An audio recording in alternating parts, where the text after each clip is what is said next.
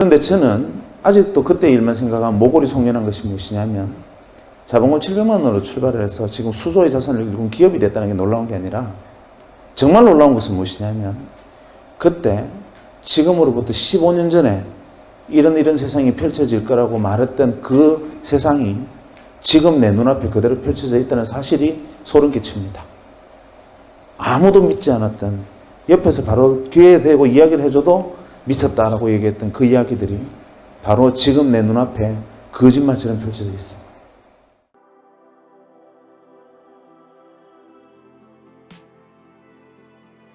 이 영상은 보자마자 충격받고 내 인생을 완전히 바꿨던, 그리고 미래를 보는 눈을 가지게 되는 레전드 인생 영상이다. 이 영상은 무려 16년 전 박경철 시골의사의 W 강의로 유명한데 내 채널의 모태가 된 강의와 교훈이 바로 박경철 의사의 W로부터다. 이 영상을 혹시 끝까지 보게 된다면 당신이 혼자 생각하고 판단해오고 결정했던 모든 가치관과 관점과 시야가 바뀌어 인생의 진정한 큰 기회를 맞이하는 전환점이 될 것이라고 확신하는 바이다. 먼저 만나 뵙게 돼서 반갑습니다. 저는 외과의사고 직업이, 그래서 어디 가서 이제 매번 강연을 하면 제일 합당하고 좋은 주제는 대장암 예방과 치료나 치질술 전후의 관리 뭐 이런 것으로 강연을 하면 사실 제가 잘할 수 있습니다. 그런데 제가 강연이 보통 뭐 연간 한 500회 정도 되는데 그 중에 단 한 번도 제가 직업이 뇌과의사이기 때문에 그것도 대장암이 전공인데 저한테 대장암과 관련된 주제로 강연을 맡기는 것이 한 번도 없었고 그게 한 10년 동안 정말 그 많은 강연 중에 단 한 번도 제게 건강 관련 주제를 요청을 받지 못했습니다. 그래서 오늘은 학생들을 대상으로 이 대장암의 병인론이나 대장암의 역학조사 뭐 이런 주제로 한번 이야기를 해볼까 하다가 끝나고 난 다음에 무지하게 욕먹을 것 같아서 그냥 원래 주제로 돌아가겠습니다. 고민했습니다. 왜냐하면 오늘 아주대학에서 지금 하고 있는 주제에 이 말씀을 맞춰서 말씀을 드리려면 이 두 가지가 있을 텐데, 하나는 능동적이고 아주 다이나믹한 어떤 삶의 입장에서 이야기할 수 있을 거고 행복이라는 입장에서, 두 번째는 아주 나이브하고 소프트하게 우리가 성찰하는 부분에서 이야기할 수 있을 텐데 아무래도 학생들을 대상으로 하는 이야기니까 좀 다이나믹한 이야기를 할까 싶습니다. 저는 직업이 외과의사고 사실은 제가 명함을 어디 가서 내놓으면 많은 분들이 이 사람 진짜 의사였네 뭐 이런 소리를 잘합니다. 그래서 제가 의사처럼 생기지가 않았고 첫째, 두 번째로는 도저히 뭐 제대로 실력을 갖춘 사람이라고 보이지 않기 때문에 그럴 겁니다. 그런데 그 모든 것은 사실 제가 자초한 탓이 좀 있습니다. 왜냐하면 병원에 앉아서 환자만 열심히 진료하면 되는데 쓸데없는 일들을 하면서 다른 일로 많이 이렇게 다른 사람들이 저를 만나다 보니까 저게 직업의 의사라는 사실 자체를 인정하려 들지 않는 경우를 왕왕 접합니다. 어쩌다가 그렇게 됐는가에 대한 이야기로 먼저 비하인드 스토리부터 좀 들려드리겠습니다. 제가 외과 전문의가 된 게 1993년입니다. 전문의라는 게 의과대학은 보통 이제 의과대학을 졸업하고 의사 면허를 따고 인턴 레지던트를 거쳐서 이 전문의를 이제 자격을 획득하게 되는데, 인턴 레지던트하고 전문의하고 차이는 이 군대에서 이 소위하고 이 별단 사람하고 장군하고 차이 좀 됩니다. 그래서 레지던트 신분에서 전문의 시험에 합격하는 순간 그 다음날부터 식당에 내려가면 밥을 드디어 밥그릇에 담아주기 시작하고, 가운이 폴리에스테르에서 면으로 바뀌고 뭐 한 50가지 정도가 바뀝니다. 그런데 그 중에 가장 중요한 것은 뭐냐면 일단 월급이 한 10배 좀 오릅니다. 그래서 레지던트에서 전문의가 되는 순간 이제부터 비로소 이제 꽃이 피었다 뭐 이렇게 생각하는 시절이죠. 전문의시험 합격했다는 통지를 받고 이제 인생의 꽃이 피었구나 생각을 했습니다. 그때가 지금으로부터 무려 15년 전이니까. 그래서 일단은 취직을 해야 되는데 보통 이제 아주대학병원 또 이제 인턴 레지던트가 수련을 하는 곳이지만 이렇게 레지던트 트레이닝을 하는 대학병원에서는 전문의 자격증을 딴 사람들이 배출이 되면 각 다른 병원에서 인력이 필요한 병원에서 이런 이 수련병원으로 인력 요청서를 팩스로 보냅니다. 그러면 그것을 보고 이쪽에서 다시 이제 이력서를 보내고 몇 번 주고받다가 취업하는 형태를 그때만 해도 취했습니다. 지금과 같이 뭐 웹시대가 아니었으니까. 그래서 제가 전문의 자격 시험을 합격한 다음에 저희 의국으로 들어와 있는 인력 요청서를 보니까 몇 군데 병원에서 외과 의사가 필요하다는 데가 있는데 아직 젊으니까 종합병원에서 좀 더 경험을 쌓는 게 좋겠다 생각하고 일단은 큰 규모의 병원이 어디 있나 하고 찾아보니까 종합병원급에서 온 데가 대전에 한 군데, 서울에 한 군데, 대구에 한 군데, 세 군데가 괜찮아 보였습니다. 그래서 그 세 군데에 제 이력서를 보냈습니다.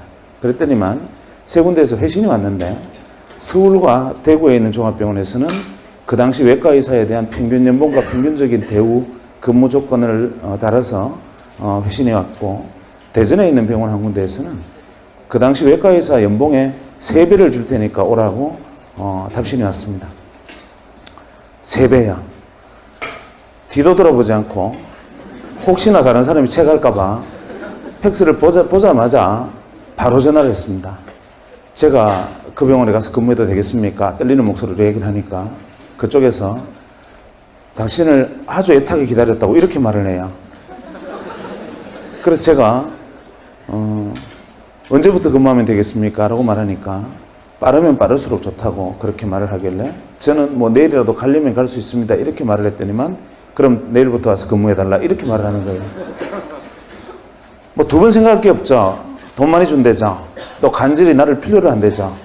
뭐 최선의 직장이었습니다. 그래서 그 다음날 아침에 진짜 보따리를 사서 바로 대전으로 내려갔습니다. 그래서 대전역에 내려서 택시를 타고 병원 이름을 대면서 병원 가자 그러니까 택시기사가 병원을 몰라요.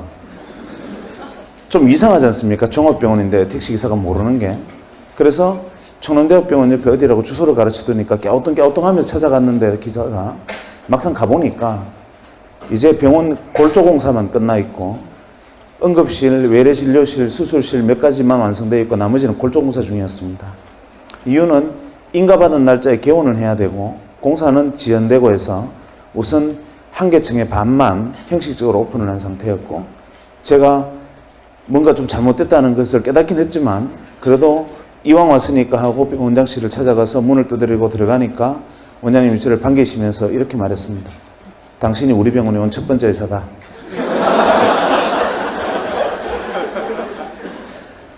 뭔가 좀 잘못됐다는 걸 두 번째 깨달았습니다.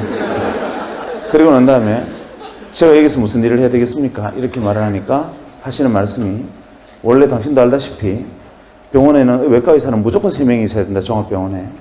그래야 한 명은 외래 보고 한 명은 수술하고 또 한 명은 밤에 응급수술이나 응급 상황을 커버를 해야 되기 때문에 그 다음날 쉬어야 되고 이렇게 무조건 3명이 있어야 되는데 우선 혼자 있으니까 3가지 목을 다 하고 대신 월급을 3배로 주겠다. 사람을 한 명 구하면 월급을 반으로 줄이고 3명 다 차면 3분의 1만 받아라 이렇게 말하는 거예요. 제가 그러면 그렇지 저한테 그런 파격적인 혜택을 줄 리가 없는데도 불구하고 유혹을 받아서 갔던 걸 땅을 쳤지만 이미 어떻게 하겠습니까? 그래서 그냥 돌아서려다가 순간적으로 유혹이 생겼어요. 왜냐하면 어차피 레지던트 하느라고 조금 전까지만 해도 뭐 밤잠 안 자고 일했으니까 레지던트 1년 유급했다 생각하면 1년만 바짝 일하면 나머지 2년은 해외여행 다니고 놀아도 되겠다. 다른 사람하고 똑같다 조건이. 이렇게 생각하니까 또 마음이 편해져요. 그래서 좋습니다. 근무해 보겠습니다 하고 근무를 시작했는데 한 3주가 지나니까 죽을 것만 같아요. 왜냐하면 충남대학병원에서 환자가 밀려들면 옆에 병원 생겼는데 거기 가면 받아준다고 다 보내버리는 거예요. 그래서 낮에 외래진료 20-30명 하고 한숨 돌리려 하면 위에 수술 준비됐다 그러고 수술하고 내려오면 환자 30명 기다리고 또 마치고 실내하면 수술 준비됐다 그러고 남들 퇴근하는 시간 되게 해그름이 되면은 응급실에 환자 50명 기다린다 그러고 이러는 거예요. 한 3주 정도 지나니까 정말 2시간 이상 잠을 연달아 자보지를 못했습니다. 그래서 이제 거의 휘청거리는 걸음을 걷고 있는데 제가 서울에 있는 모 경제연구소에 근무하는 친구한테서 제게 전화가 왔습니다. 전화가 와서 그래 오랜만이다 하고 전화를 받으니까 다짜고짜 이렇게 말을 하는 거예요. 좋은 강연이 있는데 하나 들으러 오지 않겠느냐 이렇게 말해요. 그래서 제가 무슨 강연이냐 물어보니까 미래사회 트렌드에 대해서 프랑스 유학을 갔다 온 아주 똑똑한 친구가 이 강연을 하는데 이게 들어두면 굉장히 좋은 강연일 거라고 일생에 좋은 기회일 거라고 이렇게 말해요. 그래서 제가 그때 그 친구 보고 이렇게 말했습니다. 대전 시민의 생명이 내 양어깨에 다 걸려있다 지금. 지금 경제 강연 들어간다고 병원 비워놓고 갈 상황이 아니다. 말 같지도 않은 소리 하지 마라. 전화를 끊으려 하니까 이 친구가 뭐라 하느냐 하면은 이 강연을 안 들으면 평생 후회할 거래요. 그래도 제가 시끄럽다고 전화를 끊었죠. 그런데 되게 여러분들은 안 그렇겠지만 사람이 자기에게 좀 못난 사람들은 누가 평생 후회한다는 둥, 일생일대의 기회라는 둥 이런 말을 하면 그 말이 귓가에 계속 뱅뱅 돕니다. 밤에 수술하다가 배를 가르고 창자를 이렇게 들어올리다가도 도대체 뭐 때문에 이놈이 평생 후회한다 할까 이러다가 도저히 안 되겠어요. 그래서 그 다음날 아침에 원장실 문을 열고 다시 원장실 찾아갔습니다. 그래서 원장님을 만나 뵙고 이렇게 말씀드렸죠. 선생님, 서울대학병원에서 닥터 보조기가 와서 대장암 라이브 수술 세미나를 하는데 이걸 보고 오면 우리도 대장암 특수 클리닉을 개설하는데 도움이 될 것 같다고 이렇게 말씀을 드리니까 갸우뚱갸우뚱 하시더니만 당신이 공부를 그렇게 좋아하는 줄 몰랐다고 이렇게 말해요. 그래서 제가 배움의 길에 끝이 없습니다. 비록 전문의 시험 치고 왔지만 그걸 더 배워서 나쁠 게 남줍니까? 이렇게 말하니까 원장님이 갸우뚱갸우뚱 하시면서 그래 뭐 공부한다는데 어떡하나 노고를 이끌고 내가 지키고 있을 테니 갔다 와라 이러시는 거예요. 그래서 저는 이제 속으로 쾌재를 부르면서 돌아서는데 갑자기 박사님 좀 보자 그래요. 대개 이제 공식 출장은 뭐 학회가 있으면 세미나 카탈로그나 뭐 이런 게 있을 테니까 그걸 가져오라는 줄 알고 뜨끔했는데 그게 아니라 이분이 가슴에서 지갑을 꺼내시더니만 그때 돈으로 무려 100만 원을 제게 주시는 거예요. 그러면서 이왕 서울 가서 학회 가면 학회 마치고 친구들하고 모여서 밥도 사 먹고 술도 한잔 마시고 놀다가 그 다음날 와라 이러시는 거예요. 저는 정말 이런 세상에 이렇게 뭐 횡재가 있나 하고 이제 돌았었는데 지금 돌이켜 생각하면 이 어른이 거짓말 하는 걸 알았던 거죠. 그러니까 한 3주 더 직사게 고생을 했는데 이놈 아무래도 거짓말 하는 걸로 봐서 한번 풀어주지 않으면 그냥 그만두고 영 돌아오지 않는 수가 있겠다. 이래서 그냥 용돈을 준 거였는데 저는 속여 넘겼다고 생각했습니다. 그래서 돌아 나왔는데 사람이 이게 말 타면 종 부리고 싶죠. 시간이 생기고 돈이 생기니까 혼자 가기 심심한 거예요. 그래서 누구를 데려갈까 고민을 하다가 아무리 사방을 돌아봐도 그 시간에 강연 들어갈 친구가 없어요. 평일날 오후, 그러니까 수요일 오후 3시에 하는 강연에 참석할 직장 다니는 멀쩡한 친구가 누가 있겠습니까? 그래서 누구를 데려갈까 고민하다가 한 명이 딱 압축이 됐는데 그게 누구였느냐 하면 텍사스 주립대학에서 MBA를 마치고 와서 1년째 백수하던 친구가 있었어요. 여러분들은 그거를 잘 이해를 못 하시겠지만 우리는 베이비붐 세대라서 대학 마치고 할 일이 없으면 대학원을 가고 대학원 막 갔다 와서도 할 일이 없으면 미국 갔다가 그냥 오기 미안하니까 MBA 해서 오는 거 그 다음에 한 1, 2년 백수하는 게 이게 정통 코스였습니다. 그래서 이 친구한테 전화를 했습니다. 강연대를 같이 안 갈래? 저는 그때 놀라운 사실 하나 배웠는데 백수는 보통 사람과 감정 반응이 틀립니다. 우리는 누군가가 자꾸 전화하고 뭐 삐삐하고 핸드폰하고 나를 찾고 부르면 짜증내지 않습니까? 백수는 누군가가 자기 이름을 불러주면 오르가즘 느낍니다. 자기 이름을 불러준다는 그 사실만으로 그 사람에게 가서 꽃이 되는 게 백수입니다. 제가 강연 들어가지 않을래 그러니까 언제 어디서 하는 무슨 강연이 있냐 물어보지도 안 하고 그래 가자 그러는 거예요. 그래서 이 친구 같이 가기로 했습니다. 이 친구가 동대구에서 기차를 타고 대전역으로 오고 저는 대전역에서 만나서 같이 서울의 연구소로 갔습니다. 연구소 강연장에 들었으니까 이 강당보다 한 절반 정도 되는 강당에 좋은 의자들이 한 50개 놓여 있었고 거기에 꽉 차 있었습니다. 연구원들이. 그러니까 박사급 연구원들이 쭉 앉아 있었는데 이분들이 좋게 말하면 프라이드고 나쁘게 말하면 자만심이 이 폐소까지 부풀어 있는 사람들입니다. 지금도 그 연구소가 그런데 93년도에는 다른 박사학위 받고 와서 백수가 기본 코스인데 한국 최고의 경제연구소에 있다는 사실만으로 어깨에 풍선이 이만큼 들어있던 사람들이었습니다. 그래서 자만심이 엄청난 곳이었죠. 제가 작년에 거기 강연하러 갔습니다. 그러니까 13년 전에 강연 들으러 갔다가 작년에 거기 강연하러 갔더니만 정말 의전으로 사람을 죽입니다. 문을 열고 이제 연구소 앞에 차가 들어가면 수의실 앞에 직원이 나와 있고 의전 담당 직원이 현관에 나와 있고 의전 담당 전무가 나옵니다. 그리고 가서 PT룸 가서 그룹의 연역부터 시작해서 연구소 역사까지 PT를 하고 그 다음에 줄줄이 정중하게 정말 거의 일본 사람 수준으로 극도 예의를 보이면서 강연자를 맞이합니다. 그런데 문제는 뭐냐면 말로는 우리 연구소에 강연하러 와주셔서 대단히 감사합니다 라고 정중하게 얘기를 하는데 눈빛에는 우리 연구소에 강연하러 오라니까 영광스러워 죽겠지. 이런 눈빛이 적혀 있는 거. 이해하시죠? 무슨 이야기인지. 설마 여러분도 지금 그런 건 아니죠? 어쨌거나 간에 그 정도로 이 교만함이 들어있을 때는 프라이드가 강한 사람들이 쭉 앉아 있었고, 저희들은 외부에서 청강에 있으니까 제일 뒤에 앉았습니다.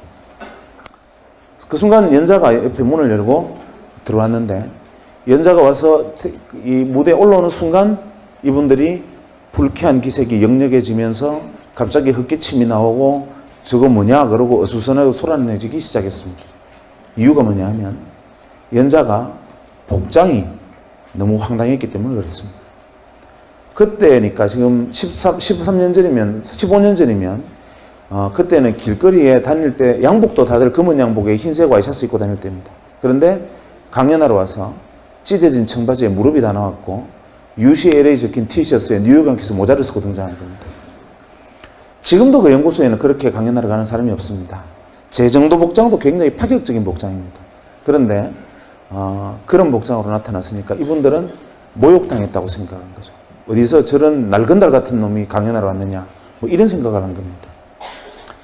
그래서 뭔가 불편한 기색들이 역력했는데 문제는 강연이 시작되고 터졌습니다.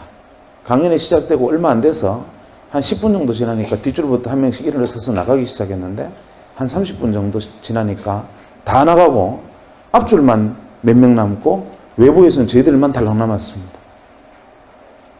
대개 그 이유는 강연 내용에 문제가 있었기 때문인데, 아무리 강연 내용에 문제가 있어도 그렇지 전원이 퇴장해버리는 경우는 놀라운 일이지요. 제일 앞줄에 남는 사람들은 원래 이 사람들은 성격 이상한 사람들이 항상 제일 앞에 있는 사람들은, 그래서 특별한 경우가 아니면 이분들은 안 나갑니다.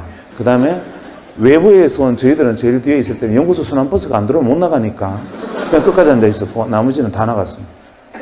이유가 뭐냐면 이분이 들어와서 강연을 하는데 강연 주제가 기가 막혔습니다. 제일 먼저 칠판에 제목을 적었어요.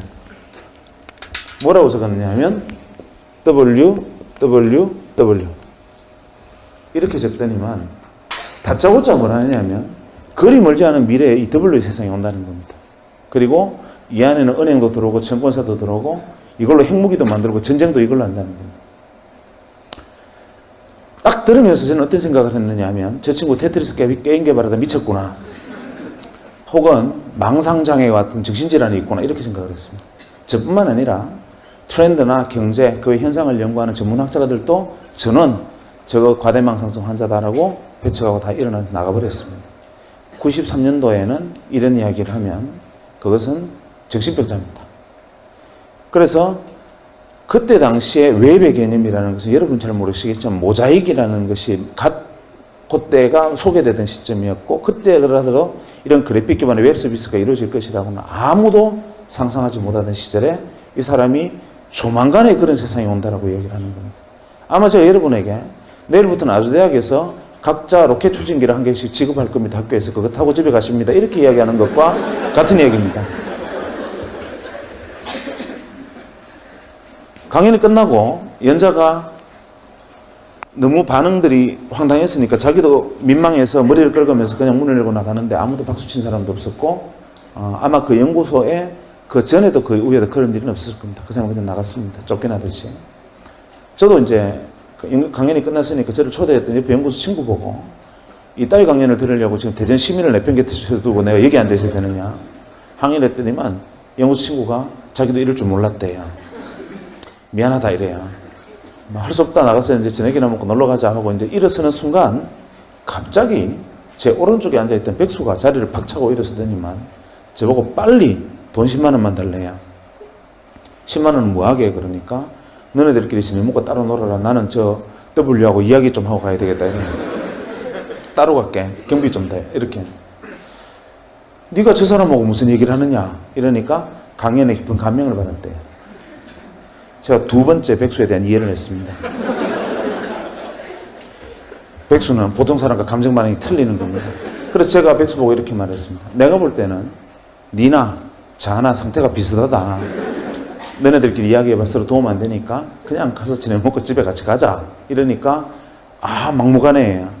그래서 할 수 없이 이 경비 여비를 좀 떼주고 우리는 같이 친구하고 저녁 먹고 저는 그 길로 대전에 내려가 버렸습니다. 그런데 문제의 백수가 어떻게 했느냐 하면 문을 열고 뛰어나가서 이 W가 주차장에서 차를 타려고 시동을 거는 순간 차문을 열어 제친 겁니다. 잠깐만요.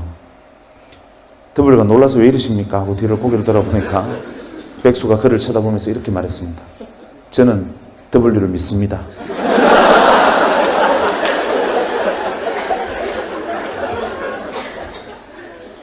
W가 믿어주시는 건 감사한데 왜 이러시나요? 이러니까 저를 W의 세상으로 인도해 주십시오. 이렇게. 옥신각신하다가 W가 납치됐습니다. 어디로 갔느냐 하면 마포의 공동노타리에, 지금은 많이 없어졌지만 그때는 주먹구이집이라 그래서 이렇게 불판에 고기 구워 먹는 집들이 많았습니다. 거기에 끌려가서 새벽 2시까지 백수에게 풀려나지를 못했습니다. 백수가 가진 건 인내심밖에 없죠. 끝까지 물고 늘어졌습니다. 나중에는 W가 제게 원하는 게 뭡니까? 왜 이러십니까? 나 집에 가야 됩니다. 이러니까 백수가 제게 W의 세상으로 뛰어들 수 있는 실마리를 던져주면 놔주겠습니다. 이렇게 된 겁니다. 결국 못 이긴 W가 백수에게 이렇게 하는 것이 어떻겠느냐라는 조언을 하고서야 풀려났다는 후문이 들려왔습니다. 그로부터 한 2, 3년이 지난 다음에 이 문제의 W가 작은 사무실을 하나 냈습니다. 자본금 700만 원으로 알고 있습니다. 그리고 이 W를 하는 회사를 창립을 했고 그 회사의 자산 가치가 현재 2조 가까이 됩니다. 놀라운 일이죠. 쇼킹한 일입니다. 뭐 그건 그렇다 치죠. 그런데 저는 아직도 그때 일만 생각하면 모골이 송연한 것이 무엇이냐면 자본금 700만 원으로 출발을 해서 지금 수조의 자산을 일군 기업이 됐다는 게 놀라운 게 아니라 정말 놀라운 것은 무엇이냐면 그때 지금으로부터 15년 전에 이런 세상이 펼쳐질 거라고 말했던 그 세상이 지금 내 눈앞에 그대로 펼쳐져 있다는 사실이 소름 끼칩니다. 아무도 믿지 않았던, 옆에서 바로 귀에 대고 이야기를 해줘도 미쳤다라고 얘기했던 그 이야기들이 바로 지금 내 눈앞에 거짓말처럼 펼쳐져 있습니다. 저는 그게 지금도 그 사람의 이야기가 귀에 팽팽 돕니다. 소름이 끼칩니다. 그런데 그럴 수 있어요. 5천만 중에 1명 정도는 지니어스한 인간이 있습니다. 특별한 인간이 있어요. 뭐 한치 앞에 운명을 내다본 분들은 무당도 있는데 뭐 그럴 수도 있어요. 문제는 백수입니다. 이놈이 저하고 헤어지고 한 3주쯤 있다 전화가 왔습니다. 병원으로. 전화를 받아 상투적인 인사를 했죠. 그날 잘 내려갔냐? 뭐 이렇게 인사를 했더니만 다짜고짜 저보고 이러는 겁니다. 월급 받았나? 섬뜩하지 않습니까?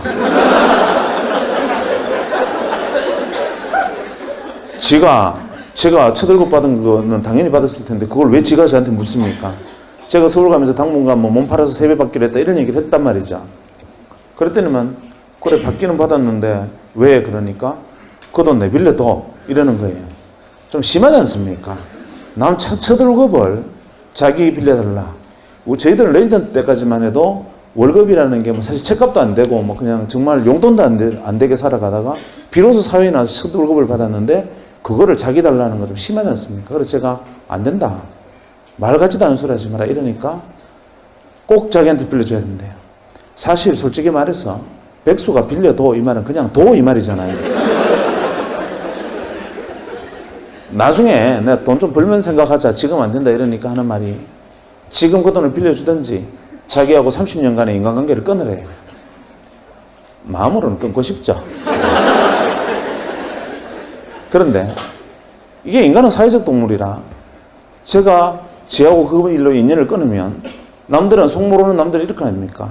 30년 전에 불알 친구가 고작 돈 몇 푼 빌려달라 했다고 저는 우정을 끊은 나쁜 놈이라 하더라고요. 이렇게 소문이 날 뻔했는데 우여곡절 끝에 제가 받았던 첫 월급 중에 60만 원을 제가 최소 생계비를 지배하고 이놈한테 다 뺏겼습니다.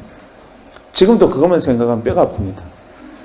어쨌거나 저 돈을 빌려갔어요. 그리고 이 녀석이 무슨 짓을 했느냐 하면 혹시 여기 대구 출신에 계신지 모르겠지만 대구에 가면은 범어동에 대구은행 본점이 있고 그 뒤에 작은 분식집들이 좀 있었는데 그 분식집에 작은 방을 하나 빌리고 거기서 사업을 시작했습니다.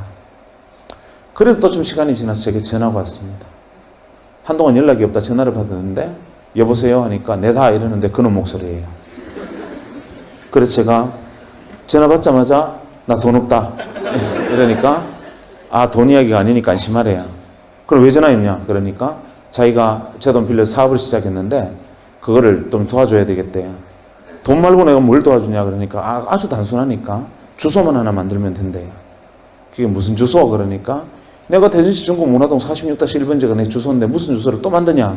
이러니까 아, 그건 아니고 굉장히 단순한 건데 가상 주소를 하나 만드는데 그 이유는 뭐냐면 편지를 주고받는데 필요한 거래요. 내용을 듣고 보니 지금으로 말하면 이메일 시스템을 운영을 하는데 거기에 이제 아이디를 만들어라 이 말입니다. 그래서 제가 첫 번째 바로 이렇게 말했습니다. 니 내 돈 빌려서 거지 됐나? 첫째, 냉철한 지성과 합리적인 판단력으로 볼 때 너는 무조건 망한다. 왜냐하면 내가 세 가지만 물어볼게. 첫째, 너 1년에 편지 몇 통 쓰냐?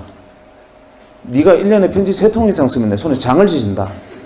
대개의 사람이 다 그럴 텐데 그거를 컴퓨터를 통해서 편지를 주고받는 사업이 되겠나? 무조건 안 된다. 두 번째, 설령 편지를 3통 이상 쓰는 사람이 있다 치자. 그래도 우표값 30원이 아까워서 그거를 컴퓨터를 해서 쓰겠나? 셋째, 편지란 자고로 6필로 쓰는 거다. 이 사업은 무조건 안 되는 사업이다. 하니까 이 친구가 하는 말이 W가 말씀하시기를 에브리바디가 컴퓨터로 편지를 쓰는 날이 온다 했다는 거예요. 그래서 제가 그날 내가 너를 데려간 내 업보다 하고 어쩔 수 없이 아이디를 하나 만들어줬습니다. 그때 만들었던 아이디가 뭐냐면 어펜딕스입니다. 이 어펜딕스는 여러분들은 그냥 금방 떠오르는 게 부록이나 목차라는 뜻을 떠올리겠죠. 제가 이 녀석한테 어펜딕스를 하겠다 그러니까 부록, 목차, 역시 너는 철학적인 놈이야 이러는 거예요. 사실은 어펜딕스는 의학용어로 맹장이라는 뜻입니다.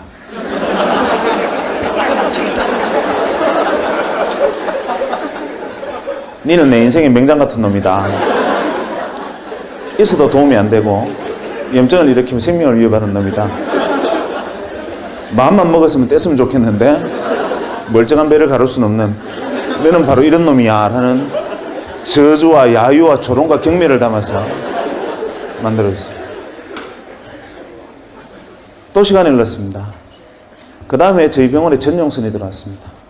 소위 여러분들이 지금 쓰고 있는 메가패스와 인터넷 전용선이 그때 들어왔습니다. 어디에 제일 먼저 들어왔느냐? 종합병원에 제일 먼저 들어왔습니다. 정부기관하고. 그때 정보고속도로 사업 때문에 의료정보 산업하고 정부 행정정상망 사업인다. 행정전산망 사업 때문에 정부와 종합병원에 시범적으로 인터넷 전용선들이 깔리기 시작했습니다. 들어오기는 들어왔는데 책상 위에 정부 지원 컴퓨터도 올라왔고 전용선이라는 게 깔려 있는데 대체 이거는 쓸 데가 없었습니다. 기껏 한다는 게 하이텔 접속하는데 조금 빨랐다는 거. 그 외에는 하등 용도가 없는 그 시전용선이었습니다. 그렇게 컴퓨터를 방치해두고 있는 어느 날 자기가 또 백수가 전화와서 뭘 하나 어떻게 해라 해서 그냥 뭐 어떻게 했습니다. 그러고 난 다음에 무심코 하루는 컴퓨터를 딱 켜니까 갑자기 바이러스 먹은 것처럼 크다는 창이 하나 붕 뜨더니만 산신령 그림이 하나 나타나고 산신령이 편지를 들고 있는 그림이 나타나요. 그러면서 편지가 왔습니다 하면서 산신령이 이렇게 편지를 흔들어요.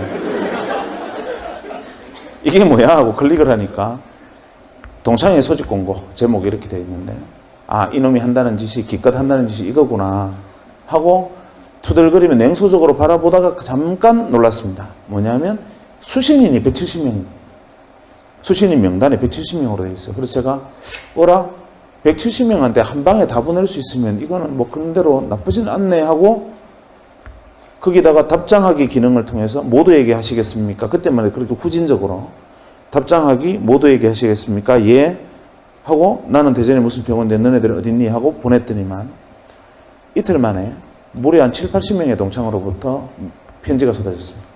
나는 뭐 어디에 있다, 나는 정부의 뭐 과천에 어디 청사에 있다 이런 식으로 막 연락이 쏟아졌는데 이거 신기하지 않냐? 되게 반응이 이랬습니다. 알고 보니 백수가 동창회 명부를 들고 정부나 대기업, 종합병원 같은 데 전용선이 들어와 있을 만한 곳에 근무하는 친구들을 일일이 전화를 해서 설명하고 가입하게 하고 그 다음부터 낚시질로 메일을 계속 낚시 메일을 던지고 있었던 거예요. 저도 덜컥 물었던 거죠. 그날 이후로 저희 병원의 진료가 마비가 됐습니다. 이유가 뭐냐면 저희 병원 직원들한테 소개를 했더니만 다들 메일놀이에 빠져가지고 지금으로 치면 메신저를 메일을 메신저처럼 사용한 겁니다. 건강원에서 어제 저녁에 뽀뽀하는 거 봤다 이러면 선생님이나 신경 쓰세요. 뭐 이런 식으로 왜 하루 종일 메일놀이 너무 신기하니까 메일놀이를 시작한 거죠. 저희 병원 직원이 다 가입하는데 일주일이 안 걸렸습니다. 물론 그 동창들 주변에 있던 사람들도 그랬죠. 그래서 서울도 아니고 대구에서 시작한 전자메일 서비스 회사가 1년 반 만에 250만의 가입자를 모집했습니다. 그리고 99년 초에 골드만삭스라는 외국계 투자사 600억의 지분을 넘겼습니다. 그리고 지금은 포스코 센터 옆에 있는 이렇게 쳐다보기도 어려운 빌딩의 소유주이기도 하고 그 안에 4개의 벤처기업을 거느린 벤처 지주사의 회장으로 변신해 있습니다. 백수가. 그리고 제 돈은 아직 안 갚았습니다.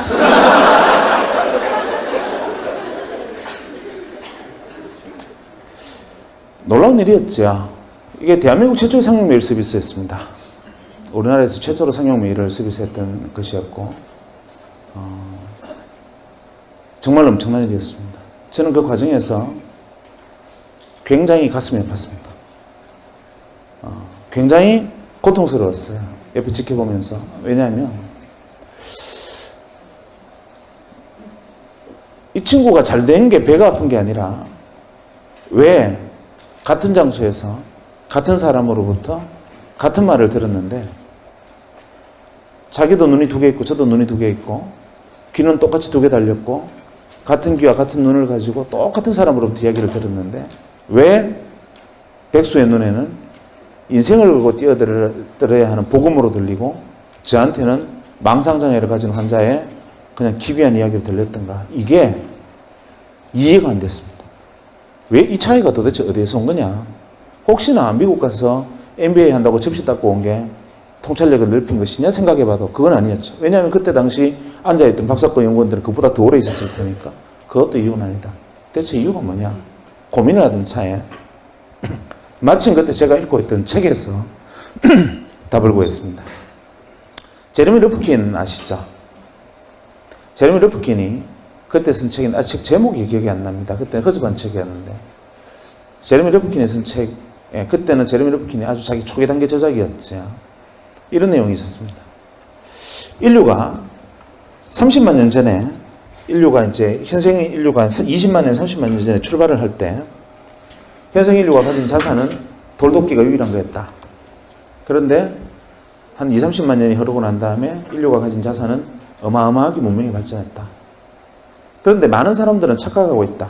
무엇을 착각하고 있느냐 하면 지난 30년간 명멸했던 태어나서 사라져갔던 모든 인류가 이 문명의 발전에 기여했다고 생각하지만 천만의 말씀이다.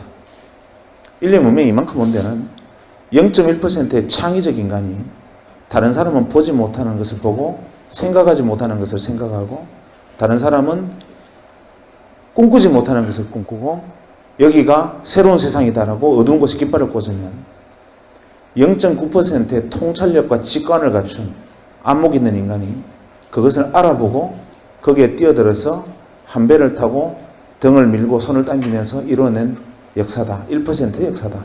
이렇게 말을 합니다. 그래서 제레미 르프킨은 0.1%의 창의적 인간과 그것을 알아보고 협력하고 함께 문명을 건설한 0.9%의 안목 있는 인간, 통찰력 있는 인간, 이 1%가 인류 문명을 이끌었고 나머지 99%를 무엇으로 규정했느냐 하면 잉여인간으로 규정했습니다. 잉여인간이라는 말이 그때 처음 등장했습니다. 가슴이 뜨끔하시죠? 잉여인간, 제레미 르프킨은 거기다 갈로에서 이런 말을 썼습니다. Organic material. 잉여인간은 Organic material이다. 유기물이라는 거죠. 그냥 섭취, 배설 반복하고 이산화탄소를 뿜어내는 존재. 그 다음에 때에 따라서는 자연계로 돌아가서 동물성 사료가 되기도 하는 그런 존재의 99%. 그래서 항상 0.1%가 새로운 것을 주장하면 0.9%가 함께 그것을 이루어내고 나머지 99%는 매번 세상 참 좋아졌다. 옛날에는 이렇지 않았는데 세상 참 놀랍군. 엄청난 일이야. 계속 이런 말만 하면서 따라오는 사람들 99%로 구성되어 있다는 거죠. 그걸 보니까 답이 딱 떨어졌습니다.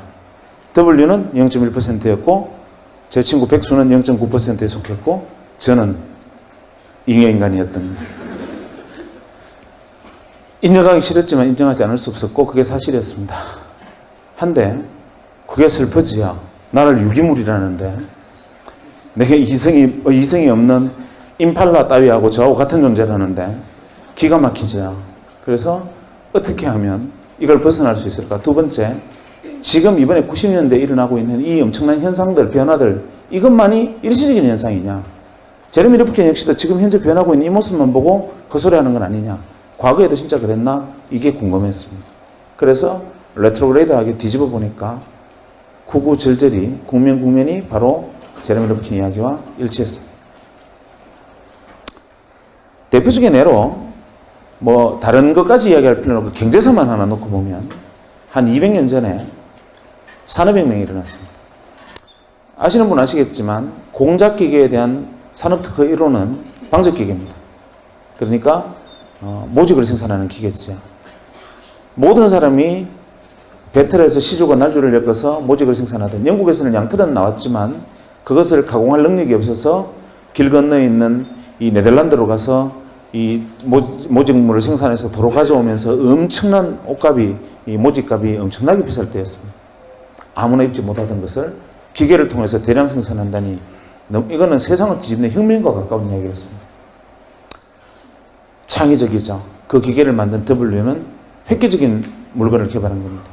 문제는 다른 사람들은 다 그냥 그런 게 있나 보다 하는데 그때 당시 글래스고우에 그 공장이 처음 만들어졌을 때 주변에서 감자밭을 하던 사람들 중에 일부가 이렇게 생각합니다. 저놈 W다. 저거 세상 뒤집겠다. 산업을 중심이 되겠다. 나도 저기 뛰어들 방법이 없을까? 고민을 합니다. 그러다가 어디에 주목을 하느냐 하면 죽었다 깨나도 기계를 만들 재간은 없으니 어디에 주목을 하느냐 하면 모직 생산이 잘 되면 아무리 기계가 잘 돌아가 봐야 양털 없으면 안 된다. 지금 대개 천재들의 가장 큰 단점은 좌우를 돌아보지 않는 겁니다.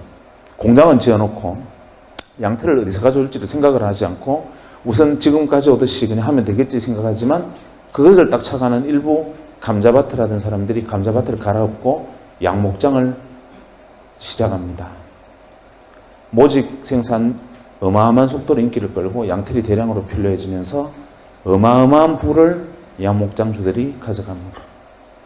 뒤늦게 너도 나도 감자밭을 갈아엎고 양목장들을 하는 바람에 영국에 감자파동이 일어납니다. 감자기근으로 영국 아일랜드 같은 경우에 거의 절반이 감자파동으로 죽는데 이유는 바로 모직 때문입니다. 그 상황을 두고 토마스 모어는 유토피아라는 책을 씁니다. 그러면서 토마스 모어 유토피아는 제일 앞에 이런 말이 나오죠. 시가 나옵니다. 양이 사람을 죽였네, 양이 사람을 죽였네. 그거 읽어보신 분 계시죠? 그거 보면 양이 사람을 뿔로 떠받아 죽였다고 생각하시겠지만 사실 그때의 사회상, 즉 산업이 사람을 죽이는 것을 묘사를 했습니다.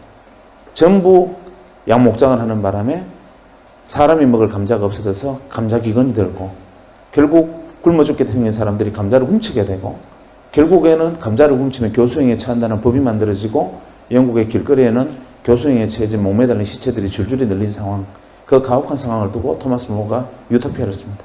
어쨌거나 간에 그만큼 한 명의 생각이 세상의 사회사까지 뒤집어 버립니다. 결국 양목장주들이 어마어마한 부를 축적합니다. 그래서 지금 영국에 가면 약 300개 정도 유력 가문이 있다 그러는데 그 가문들의 문양을 잘 들여다보면 이 양뿔이나 양머리가 그려진 문양들이 많습니다. 그것은 과거 200년 전에 조상들이 양목장을 했던 사람들의 후손이다 라는 것을 증명합니다. 그때 예전에 감자밭을 하던 사람들은 후손은 지금도 감자를 캐고 있다는 전설이 있죠. 문제는 그때부터 시간이 다시 조금 더 흐릅니다.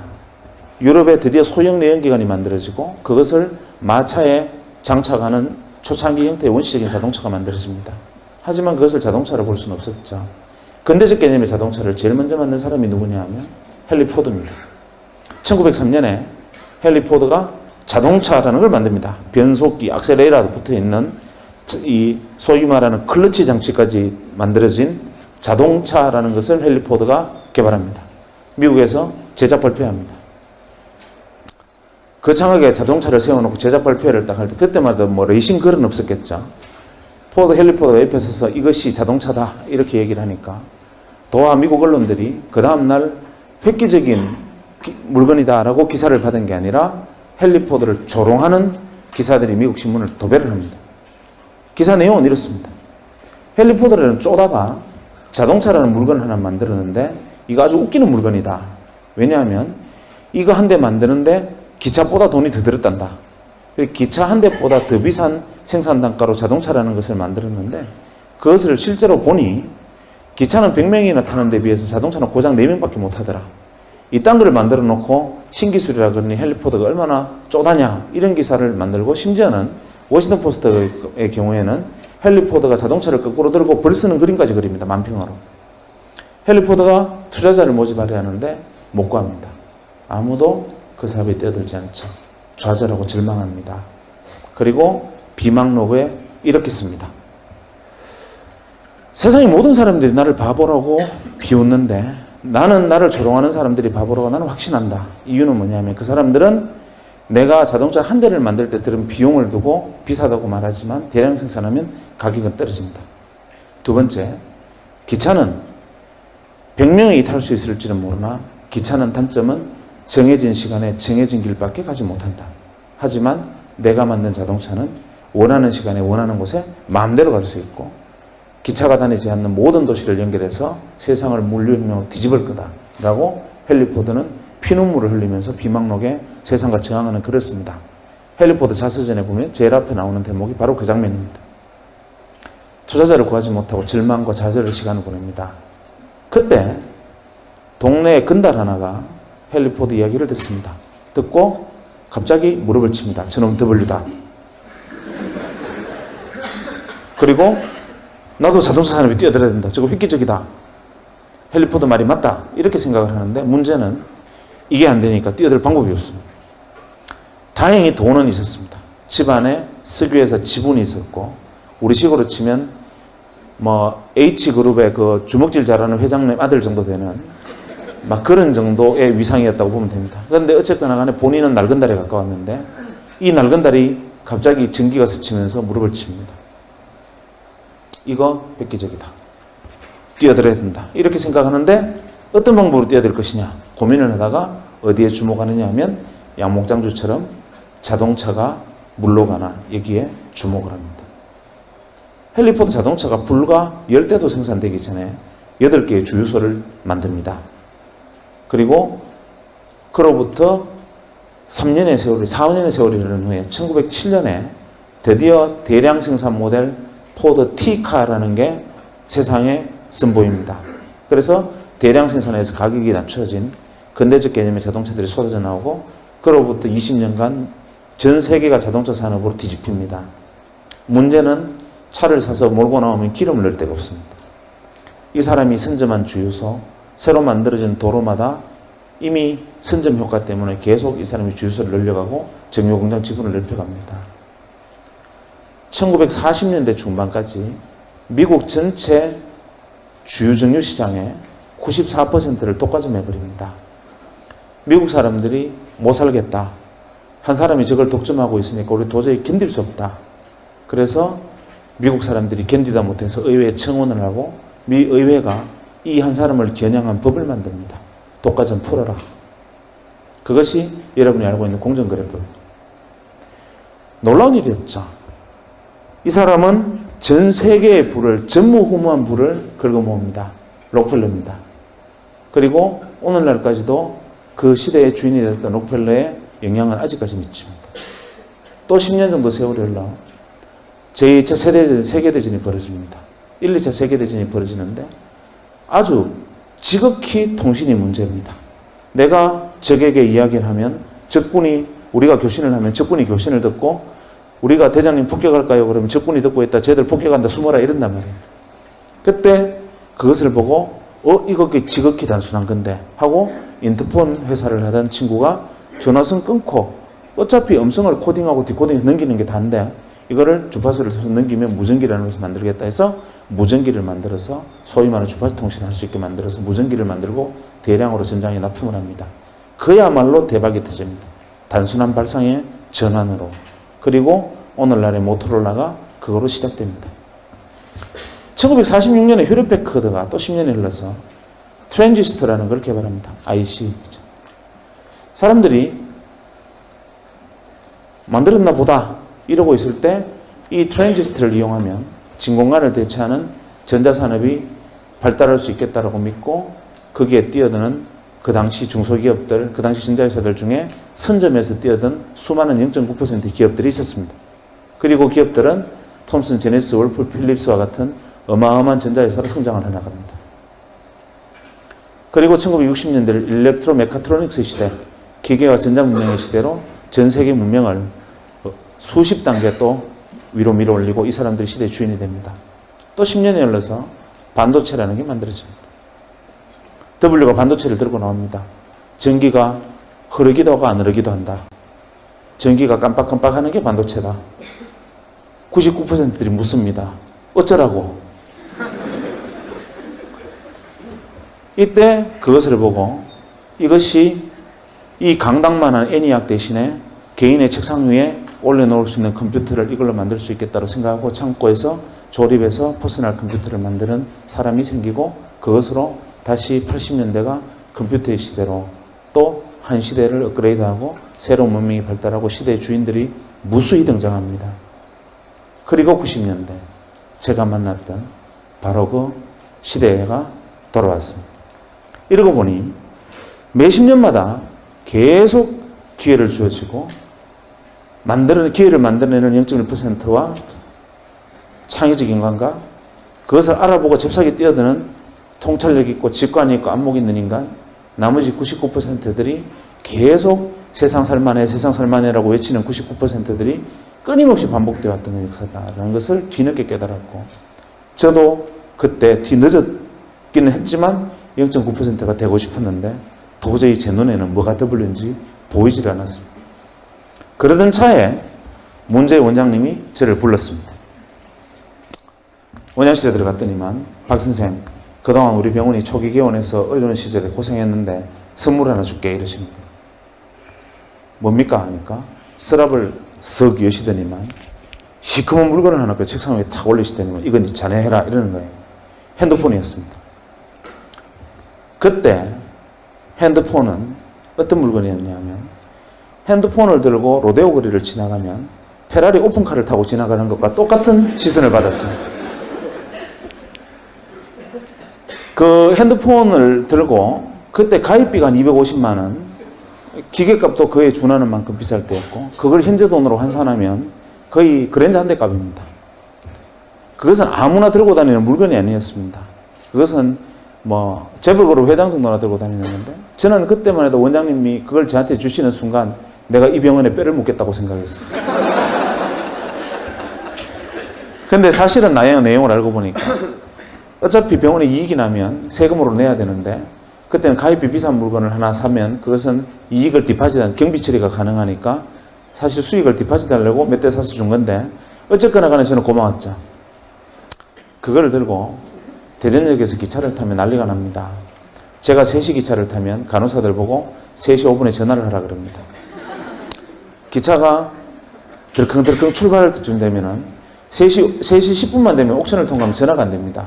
그래서 딱 3시 5분에 전화해야만 통화가 됩니다. 대전권에서만. 그래서 기차를 타서 자리에 앉아서 기차가 덜커덩 하는 순간 전화벨이 울립니다.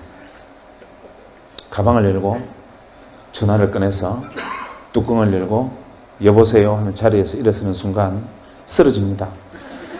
그냥 영화 찍습니다. 그러면 그 안에 있는 모든 승객의 시선이 저한테 꽂히면서 어떻게 저런 분이 기차를 다 타셨을까? 소박도 하시지 뭐 이런 눈빛으로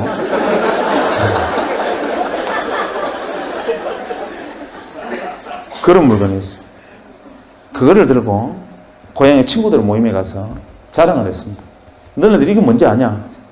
핸드폰인데 구경해봤나? 이러니까 다들 막 신기해서 막 만지는 거예요. 제가 다른 버튼은 다 눌러도 되는데 녹색으로 샌드라고 써 있는 건 절대 누르면 안 된다. 이렇게 이야기하면서 이제 애들이 만지는 걸 보고 제가 이렇게 말했습니다. 야, 지금은 우리가 페이저, 삐삐를 차고 다니지만 그리 멀지 않아서 언젠가 이놈도 좀 싸지면 우리도 핸드폰 다 들고 다니는 시절이 오지 않겠냐. 이렇게 무심코 말을 했는데 제 친구들이 전부 다 하나같이 무슨 소리 하느냐는 거예요. 바보 아니냐는 겁니다. 왜냐하면 7,000원만 내면 삐삐를 주고 한 달에 2,000원, 3,000원만 내면 한 달 내내 마음대로 쓸 수 있고 말하러 가도 삐삐가 터지는데 뭐 하려고 그 큰 걸 들고 다니면서 비싼 통화를 무능해서 들고 다니느냐. 그거는 아무나 쓰는 삐삐만 해도 충분하다. 이거는 핸드폰이라는 것은 상용화될 수 있는 물건이 아니다. 다들 놀랍게도 전원이 반응이 그랬습니다. 그 순간 데자뷰, 기시감을 느꼈습니다. 이거 어디서 봤는데 이 장면을 내가 어디서 지금 예전에 어디서 한번 경험한 듯한데 이게 뭐지? 하고 생각해 보니까 예전에 헨리 포드의 자서전에서 읽었던 헨리 포드의 이야기를 100년이 지난 다음에 서로 핸드폰 대신 자동차 대신 핸드폰이 되고 서로 친구들과 제가 이야기를 주고받고 있다는 사실을 깨달았습니다. 그래, 이게 W구나. 갑자기 눈이 번쩍 뜨는 거죠. 그리고 뒤도 돌아보지 않고 병원으로 달려가서 총무과에 전화를 했습니다. 이거 어디서 샀느냐 물어보니까 한국이동통신 주식회사라는 회사가 있는데 거기 가입을 했고 기계는 모토로라는 미국 회사래요. 그 길로 여기 뛰어들어야 된다 생각을 했지만 뛰어들 방법이 없죠.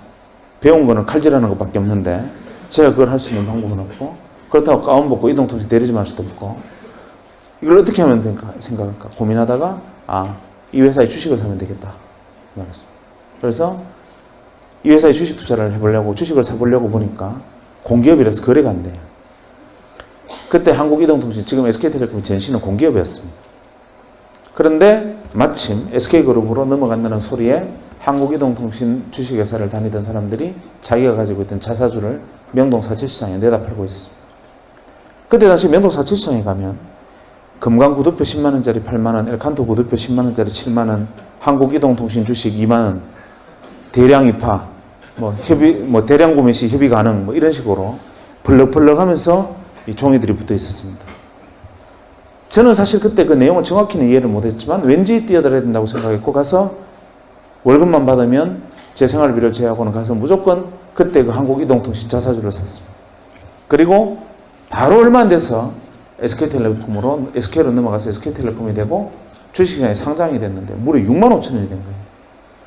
야, 이거다 라고 생각을 했으나 W에 올라탔는데 3배의 수익을 냈다는 것 자체로 W라고 보기에 좀 어렵지 않습니까? 그래서 이게 W가 아니었나? 이렇게 생각하다가 아니야, W 맞을 거야 생각하고 그래도 6만 원을 해도 사자 하고 월급 생기면 주식을 샀습니다. 주식을 산 게 아니라 사실은 제가 순간 믿었던 W라는 곳에 뛰어드는 차비, 티켓으로 생각하고 그냥 그걸 샀죠. 시간이 조금 그리 멀리 흐르지도 않아서 3, 4년이 지난 다음에 제가 99년 말에 이제 한 시대가 끝났구나. 이제는 그만하자 하고 털고 나올 때 그걸 다 주식을 매도할 때 520만 원이 돼 있었어요. 주식이. 그러니까 2만 원에 산 주식이 520만 원이 돼 있었던 거죠. 세상 사람들이 저보고 그때부터 주신이라고 불렀습니다. 주식 투자의 대가다. 저는 억울했습니다. 나는 주식 투자를 한 게 아니고 정말 내가 그 순간 우연히 다행스럽게 지나가는 마지막 W 버스를 아슬아슬하게 뛰어들어서 범퍼 위에 올라타서 딱 붙어서 그 버스에 올라타고 다행히 다음 정거장으로 갈 수 있었던 것 뿐인데 그거를 주식 투자라고 오해를 했습니다. 그래서 모 방송국에서 의사 한 사람이 이동통신 주식을 사서 대박 터졌다라는 소문을 듣고 왔다고 취재를 요청하는 거예요. 저 아닙니다. 어느 물어봐서 제가 핸드폰 그거 하게 생겼습니까? 이렇게 거절을 했었는데 알고 왔다는 거예요. 그래서 혹시나 그냥 나갈까봐 약속을 했죠. 그것이 알고 싶다처럼 탁장 밑으로 다리만 찢고 이름하고 이런 소속은 바꿔서 나가기로 하고 이제 슬리퍼 신은 발만 밑으로 이제 찍기로 하고 했습니다. 그런데 그날 저녁에 뉴스에 의사 출신 주신 이래가지고 얼굴까지 홀라당 다 나와버렸어요. 그 시대는 그랬습니다. 약속이라는 게. 그래서 그때부터 어쩌다 보니까 밖에 끌려 나와서 이렇게 이야기를 하고 다니지만 저는 계속 항변합니다. 지금도 나는 주식 투자자 아니다. 나는 그냥 W 버스를 올라타기를 기다리는 승차 대기자일 뿐이다. 라고 주장을 하죠. 그런데 문제는 그걸로 끝난 게 아니고 99년 말에 다행히 그걸 정돈을 하고 그 다음에 약간의 이제 성과가 있었겠죠. 문제는 그 성과가 여러분이 상상하는 것처럼 엄청나게 돈을 번 건 아닙니다. 왜냐하면 월급 받아서 생활하고 나머지 돈으로 조금씩 정리됐으니까 레버리지는 컸을지 모르겠으나 만약에 지금처럼 저도 이제 뭐 의사생활 많이 하고 돈 많이 벌고 만약에 그렇게 했었으면 지금 재벌 됐겠지. 그런데 그런 것은 아니었으나 어쨌거나 간에 티켓을 끊고 3등석에 타는 건 성공했다. 이런 정도였는데 어쨌거나 그 작은 성과를 낸 다음에 2000년에 바로 고민을 해야 될 거 아닙니까? 왜냐하면 2000년에 새로운 버스가 올 테니까요. 자, 내가 이제 99%가 아닌 정말 유기물이 아닌 반드시 1% 안에 들어가는 인간이 확실하다면 2000년대에 새로운 버스가 내 눈에 보여야 되는데 내가 W가 아닌 건 잘 압니다. 많은 사람들이 자기가 창의적인 천재가 아니라는 사실은 본인이 잘 압니다. 근데 세상은 그걸 무시하고 애서 천재가 되라고 얘기하지. 학교 다니는 애들 보고도 영재교육원 같은 데 보냅니다. 구슬에 흙이 묻은 걸 닦으면 구슬이 되지만 자갈 들고 아무리 닦아도 옷만 빵꾸 납니다. 그런데 엄마들은 자갈을 들고 계속 광을 내겠다고 영재교육원도 데리고 다니고 여러분 많이 시달렸지요. 이 중에 W가 있으면 앉아있는 태도가 틀립니다. 물구나무를 서 있다든지 아니면 저기 천장에 매달려 있다든지 뭐 다를 겁니다. 아니면 눈빛이 광안이라든지 뭐 이런 뭔가 달라요. 우리는 그 0.1%를 두고 그런 이상한 행동하는 돈키호테라고 99%는 돈키호테라고 부릅니다. 그런데 실제로 그런 행동을 하는 사람 중에 99%는 돈키호테가 맞아요. 그게 문제입니다. 그러니까 일개사단에 돈키호테가 있으면 한 명이 W고 나머지 9,999명은 진짜 또라이거든요. 문제는 안목을 가진 0.9%들은 그 1만 명의 일개사단의 돈키호테 중에 하나의 W를 발견할 줄 아는 안목을 가진 사람이 통찰력과 직관을 가진 사람이고 나머지 99%들은 보고 저것들 또라이 이렇게 생각해 버립니다. 매번 앞서 나가는 사람을 보고 저거 정신 나갔다 또라이 끄집어 내린다. 이러니까 옛날에 미셀 푸코와 같은 철학자들은 감시와 처벌이라는 책을 통해서 인간이 가지고 있는 어리석음을 통렬하게 비판하게 됐습니다. 어쨌거나 간에 2000년대 새로운 버스를 올라타지 못하면 저는 다시 99% 유기물을 재확인하는 거니까 올라타야 되겠는데 아무리 사방을 돌아봐도 뭐가 W인지를 보이지가 않았습니다. 새로운 10년의 W가 뭐냐? 제 눈에는 안 보였습니다. 그래서 저는 지금도 인형인간은 확실하다고 생각합니다. 저는 그 정도도 1%가 안 되는 것은 확실합니다. 안 보였어요. 고민을 했습니다. 아무래도 안 보였다. 어떻게 하면 좋을까? 방법은 있죠. 가서 많은 사람들의 이야기를 듣고 내 눈에 안 보이는 건 보이는 사람들의 이야기를 들으면 된다. 그래서 그 이야기를 듣기 위해서 2000년 말부터 2001년 중반까지 과감인지 무모인지 모르겠지만 백수로 돌아가기로 결정을 했습니다. 그래서 제가 그때 한 10개월 정도를 백수를 했습니다. 의사를 그만두고 한 10개월간 놀았습니다. 놀면서 무슨 짓을 했느냐 하면 제가 생각할 때 이 사람은 W일지 몰라라고 생각하는 나보다 똑똑하고 많이 공부했고 내가 속하지 않았던 집단에 참여하고 있는 사람들을 찾아가서 만나서 이야기를 들었습니다.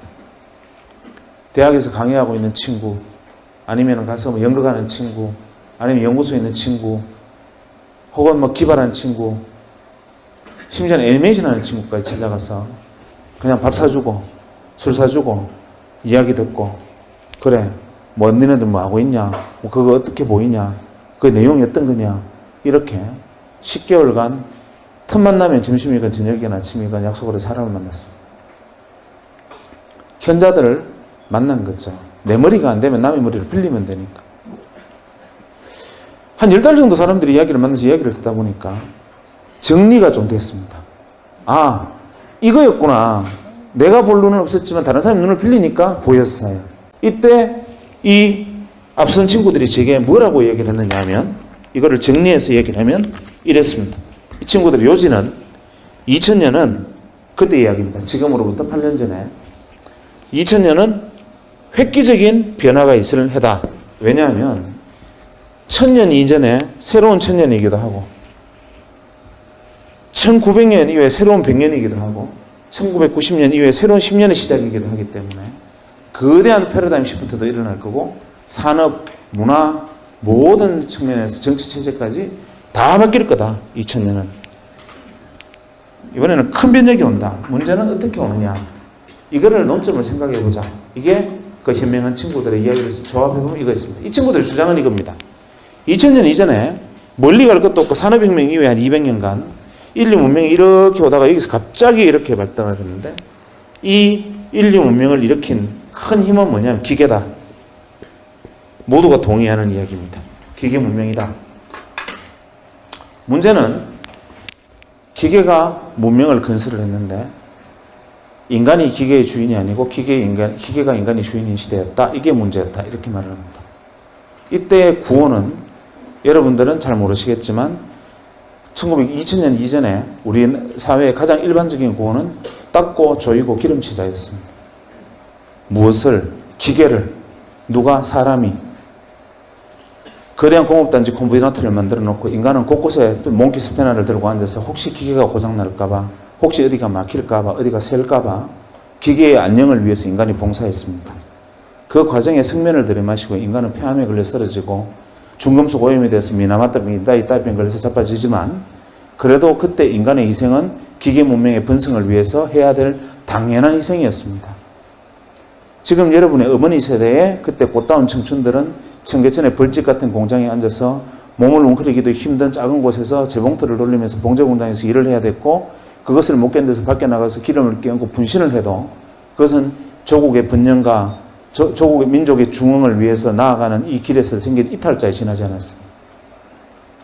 기계가 주인이었고 그 기계가 만들어낸 문명이 인간을 학대하고 인간을 부리던 시대, 이게 2000년 이전이었고 이 기계 문명의 가장 큰 특징은 그런 가혹함도 있었지만 제일 큰 문제는 아시다시피 엔트로피를 증가시키는 거다. 이게 가장 핵심적인 거라는 겁니다. 예를 들면 자연물을 기계 문명이 가공을 해서 이런 상품을 만듭니다. 예를 들면 저 땅속에 있는 원유 한 방울을 가지고 정제를 해서 이렇게 상품을 만들면 부가가치를 갖는 상품을 만들어내면 비싸집니다. 문제는 이놈이 가진 부가가치는 여기 쓰는 것인데 어느 날 안 나오면 조금 전까지만 해도 상품이었는데 안 나오는 순간 이건 쓰레기로 불립니다. 그리고 쓰레기가 되는 순간 원래 자연물의 상태로 되돌아가지 못한다. 즉 기계 문명의 특징은 비가역적이다.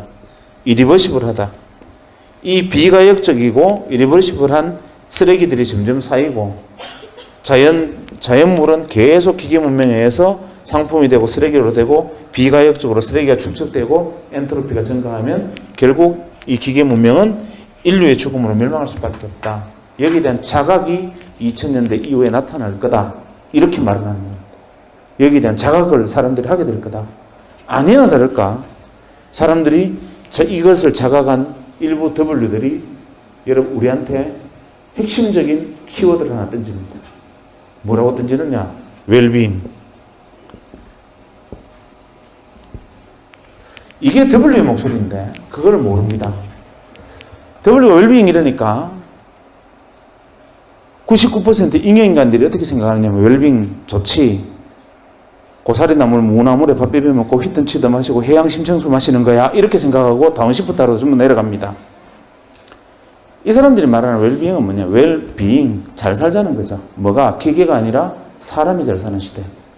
결국 핵심 화두는 휴먼, 사람이라는 건데 이거를 그냥 우리가 다운시프트에서 나물 뜯어먹고 뭐 백이 숙제처럼 살아가자 이런 식으로 99%는 이해를 한 거죠. 그러면서 이 사람들이 제게 다시 이렇게 얘기했어요. 웰빙, 즉 사람의 시대다. 머신의 시대가 아니다. 사람 하면 떠오르는 게 뭐냐? 한번 생각해봐라 답이 떨어진다. 이렇게 말합니다. 뭘까? 인간. 안 아프고 오래 살아야 되니까 의학, 약학. 이건 기본이다. 두 번째, 건강을 증진해야 되니까 헬스케어. 그 다음에 바이오. 이것도 두 번째 떠오르는 생각이다. 세 번째, 인간을 즐겁게 하는 게 뭐가 있겠나? 지금까지 인간이 괴로웠지만 이제 인간을 즐겁고 싶을 거다. 레저, 엔터테인먼트. 이런 게 세 번째 그룹이 될 거다. 또 뭐 있나? 엔트로피가 증가하는 것을 막아야 되고, 이 비가역적 생산물이 생기는 것도 막아야 되고, 그 다음에 이것들을 증가하는 거 막으려면 화석연료 사용을 줄여야 되니까 대체 에너지 같은 것도 나타날 거다. 에너지가 문제가 될 거다. 다섯 번째, 이미 늘어난 쓰레기를 어떻게든지 줄여야 되고 엔트로피를 낮춰야 되고 어떻게든지 만들어야 되니까 해야 될 건 뭐겠네요. 환경, 에코 이런 게 될 거다. 일곱 번째, 기계를 사용하지 않고 부가가치를 만들어내는 방법, 사람 머리에서 부가가치를 만들어내는 지식산업이 있을 거다. 최소한 이 정도가 2000년대에 새로운 더블일 거다라고 저한테 이렇게 그 사람들이 이야기를 들려줬습니다. 지금으로부터 한 7, 8년 전에. 그래, 이게 정답이구나라고 배웠죠. 그때 당시에 많은 사람들은 이랬습니다. W들이 2000년에 W를 쓰면서 웰빙 이렇게 말합니다. 앞으로 150년 이내에 지구의 절반이 물에 잠긴다. 이렇게 말을 하면 0.9% 통찰력 있는 인간들이 그래 큰일 난다. 그 해법을 가진 W들이 누구냐. 빨리 찾아내서 같이 이 산업을 키워나가고 빨리 대비를 하자. 이렇게 0.9%는 잽싸게 움직이는데 99%의 잉여인간들은 150년 이후에 지구의 절반이 물에 잠긴단 말이지. 내가 죽고 난 다음이네 뭐.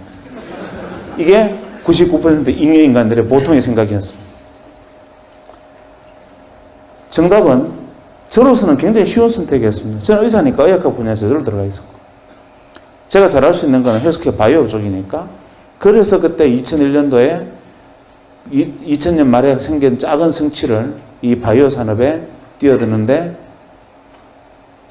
사용을 했고 그때 제가 시작한 이 유전자 진단 사업이 이제 한 6년 만에 자리를 잡아서 내년에 코스닥에 상장을 하게 될 겁니다.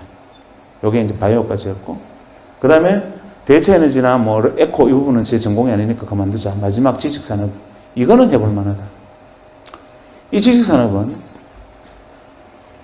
주로 어떤 게 지식이 있을까? 쉬웠죠. 예를 들면 여러분들 중에 서울의 광화문에 파이낸스 센터를 한번 가보세요. 기회가 있으면. 가보면 지하에 가서 그냥 그 뭐 똠양꿍 이런 거 먹으러 가지 말고 위에 가보면 입주업체 명단을 한번 보세요. 위에 보면은 뭐 스탠다드 채터드 커스타디 보도 거기 들어와 있고 도이치뱅크 들어와 있고 김현장 법률사무소 광화문 사무소도 들어와 있고 그다음 맥킨지 컨설턴트도 들어와 있고 거기 쭉 들어와 있습니다. 저는 가끔 갈 때마다 그 생각을 합니다. 현대자동차 울산 공장에 거대한 공장을 만들고 수만 명의 근로자들이 일을 하고 엄청난 화석에너지를 소모하면서 엔트로피를 증가시키는 사업들하고 화석연료를 사용합니다.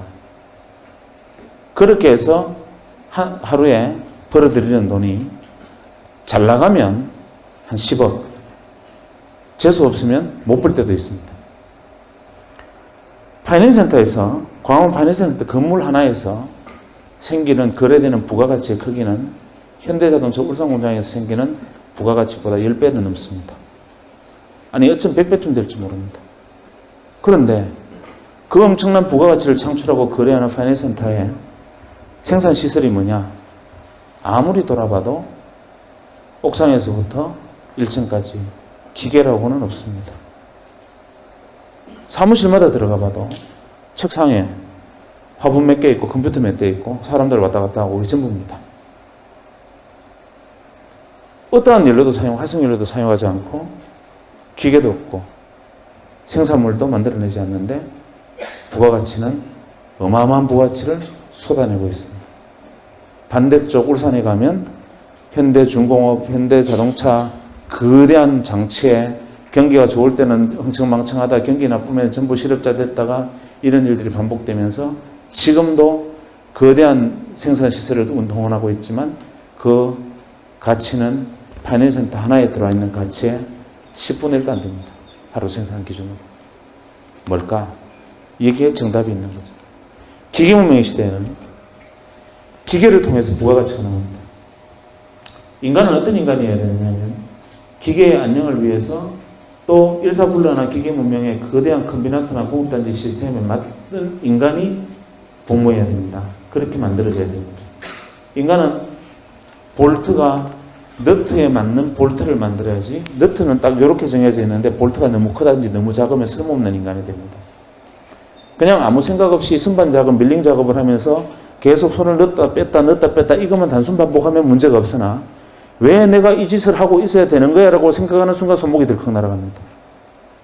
벌집 같은 공장에서 왜 내가 이것을 하고 있어라고 생각하는 순간 분신을 하든지 아니면 가서 머리채 끌려나가든지 이렇게 소위 말하는 사회 부적합형 인간이 됩니다.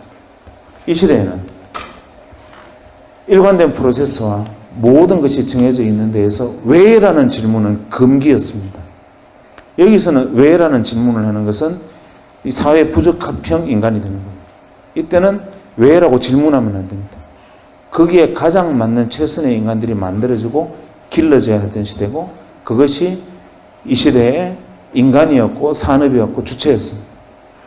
여기서는 아무것도 단순한 생각만으로 왜라는 질문이 없이 할 수 있는 일은 단 하나도 없습니다. 그냥 이유 없이 워드 프로세스 자격증 하나 가지고 주는 문서 타이핑하는 사람조차 없습니다. 모든 것이 왜에서 출발합니다. 여기서는 why라고 말하지 않는 한 이 공간에서 한 시간도 버텨내지 못합니다. 벌써 여기에는 아무 문해와 문해충일 경우에 가장 성실한 인간이 되고 그렇게 될 수밖에 없고 이 구조는 사회는 직렬 구조입니다. 위에서부터 지시하면 따라오고 지시하면 따라와서 일사불란하게 아웃풋을 만들어야 됩니다. 이 과정에서 조금만 미스매치가 생기거나 여기서 왜라면서 딜레이가 되면 아웃풋이 팍 줄어듭니다. 이건 제거해야 될 인간입니다. 이 사고방식이 여러분들이 잘 알고 있는 미국의 1800년대로 돌아가 보면 1980년대로 돌아가 보면 전 세계 제조업의 가장 핵심 기업이면 제일 먼저 떠오르는 게 제너럴 일렉트릭입니다. 제겔치가 GE를 살렸다고 표현을 했는데 사실 GE를 잘 살렸는가 잘 생각을 해보면 어떻게 됐습니까? 제겔치가 처음에 살린 게 아니라 한번 시행착오 끝에 살립니다. GE가 산업문명이 쭉 발전하다가 이 단계에 미국은 우리보다 빨리 도달한 거죠. 인건비는 오릅니다. 더 이상 화석연료 떼가면서 나쁜 것도 하기도 어려워졌습니다. 생산성이 떨어져요. GE가 위기에 빠집니다. 우리보다 20년 전에. 그래서 GE는 결단을 내렸습니다. 어떤 결단을 내렸느냐. 기계문명 시대에 맞는 결단을 내립니다. 사람을 쥐어짜자. 사람의 절반을 잘라내고 자르는 방식은 너는 왜 다른 사람은 하루에 커피 3잔, 2잔밖에 안 마시는데 너는 3잔 마시냐? 다른 사람 화장실에 가면 5분 만에 오는데 너는 왜 7분 만에 와? 이 기준으로 사람들을 자르고 선택합니다. 그리고 인간을 기름을 짜고 마지막 마른 수분을 짤 때까지 또 짭니다. 이게 바로 식스시그마입니다. 여러분들이 알고 있는 식스시그마는 우아한 것처럼 보이지만 사실 식스시그마의 철학적 기본적 근본적인 부분을 시니컬하게 쳐다보면 기계를 축소하는 게 아니라 인간을 쥐어짜고 인간을 통제하는 겁니다. 기계문명 시대의 특징은 잘 안 되면 사람을 자릅니다. 더 안 되면 사람을 더 자릅니다. 더 안 되면 사람을 완전히 내버리면 기계를 씁니다. 장사가 잘 되면 2교대하고 더 잘 되면 3교대하고 더 잘 되면 24시간 돌아갑니다. 즉 인간은 상수가 아니라 변수입니다. 그렇게 하다가 결국은 사람을 잘라내고 하다가 더 이상 안 되니까 결국 지휘가 변신을 합니다. 뭐로 변신을 합니까? 제너럴 일렉트릭이 선풍기부터 원자력 발전소까지 만드는 회사지만 세계 최고의 제조업체였던 GE가 결국 인간의 창의력에 주목을 합니다. 짜내서 되는 게 아니라 왜라고 말할 수 있고 머릿속에서 부가가치를 만들어낼 수 있는 인간을 키워내는 수밖에 없다 해서 창의력에 주목을 하면서 GE라는 기업 자체가 변신합니다. 현재 제너럴 일렉트릭이 벌어들이는 이익에 올해는 조금 떨어졌습니다만 작년까지만 해도 이익의 53%는 제조업에서 나온 게 아니라 GE의 53% 수익은 금융에서 나왔습니다. GE 캐피탈, GE 파이낸스와 같은 데서 M&A도 하고 R&D도 하고 심지어는 뭐 돈도 빌려주고 즉 기계에서 만들어낸 부가가치가 아닌 사람의 머리에서 만들어낸 부가가치가 제너럴 일렉트릭이라는 세계 최대의 생산 기업의 속성을 바꿔버리고 제너럴 일렉트릭은 그렇게 변신함으로써 살아남는 데 성공합니다. 그러나 우리나라 기업들이 여기 와서 문제 부닥칩니다. 이제 와서 문제 부닥칩니다.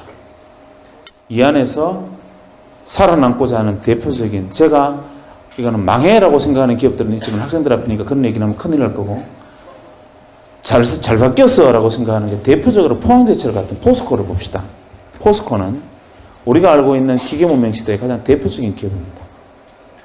붉은 고로에 코크스를 떼서 쇳물을 녹여냅니다. 그리고 어마어마한 에너지를 소모합니다. 그런 포스코가 환경기업이다 이렇게 표현하면 말이 되는 소리입니까? 아닙니다. 그러나 포스코는 분명히 환경기업입니다. 포스코는 파이넥스 공법이라는 공법을 만들었는데 연료를 15% 정도 덜 사용합니다.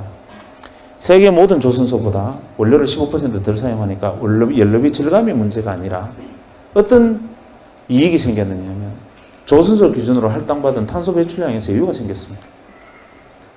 이제 한 20% 정도까지 이 연료를 덜 사용하다 보니까 탄소 배출권이 20% 정도가 남았어요.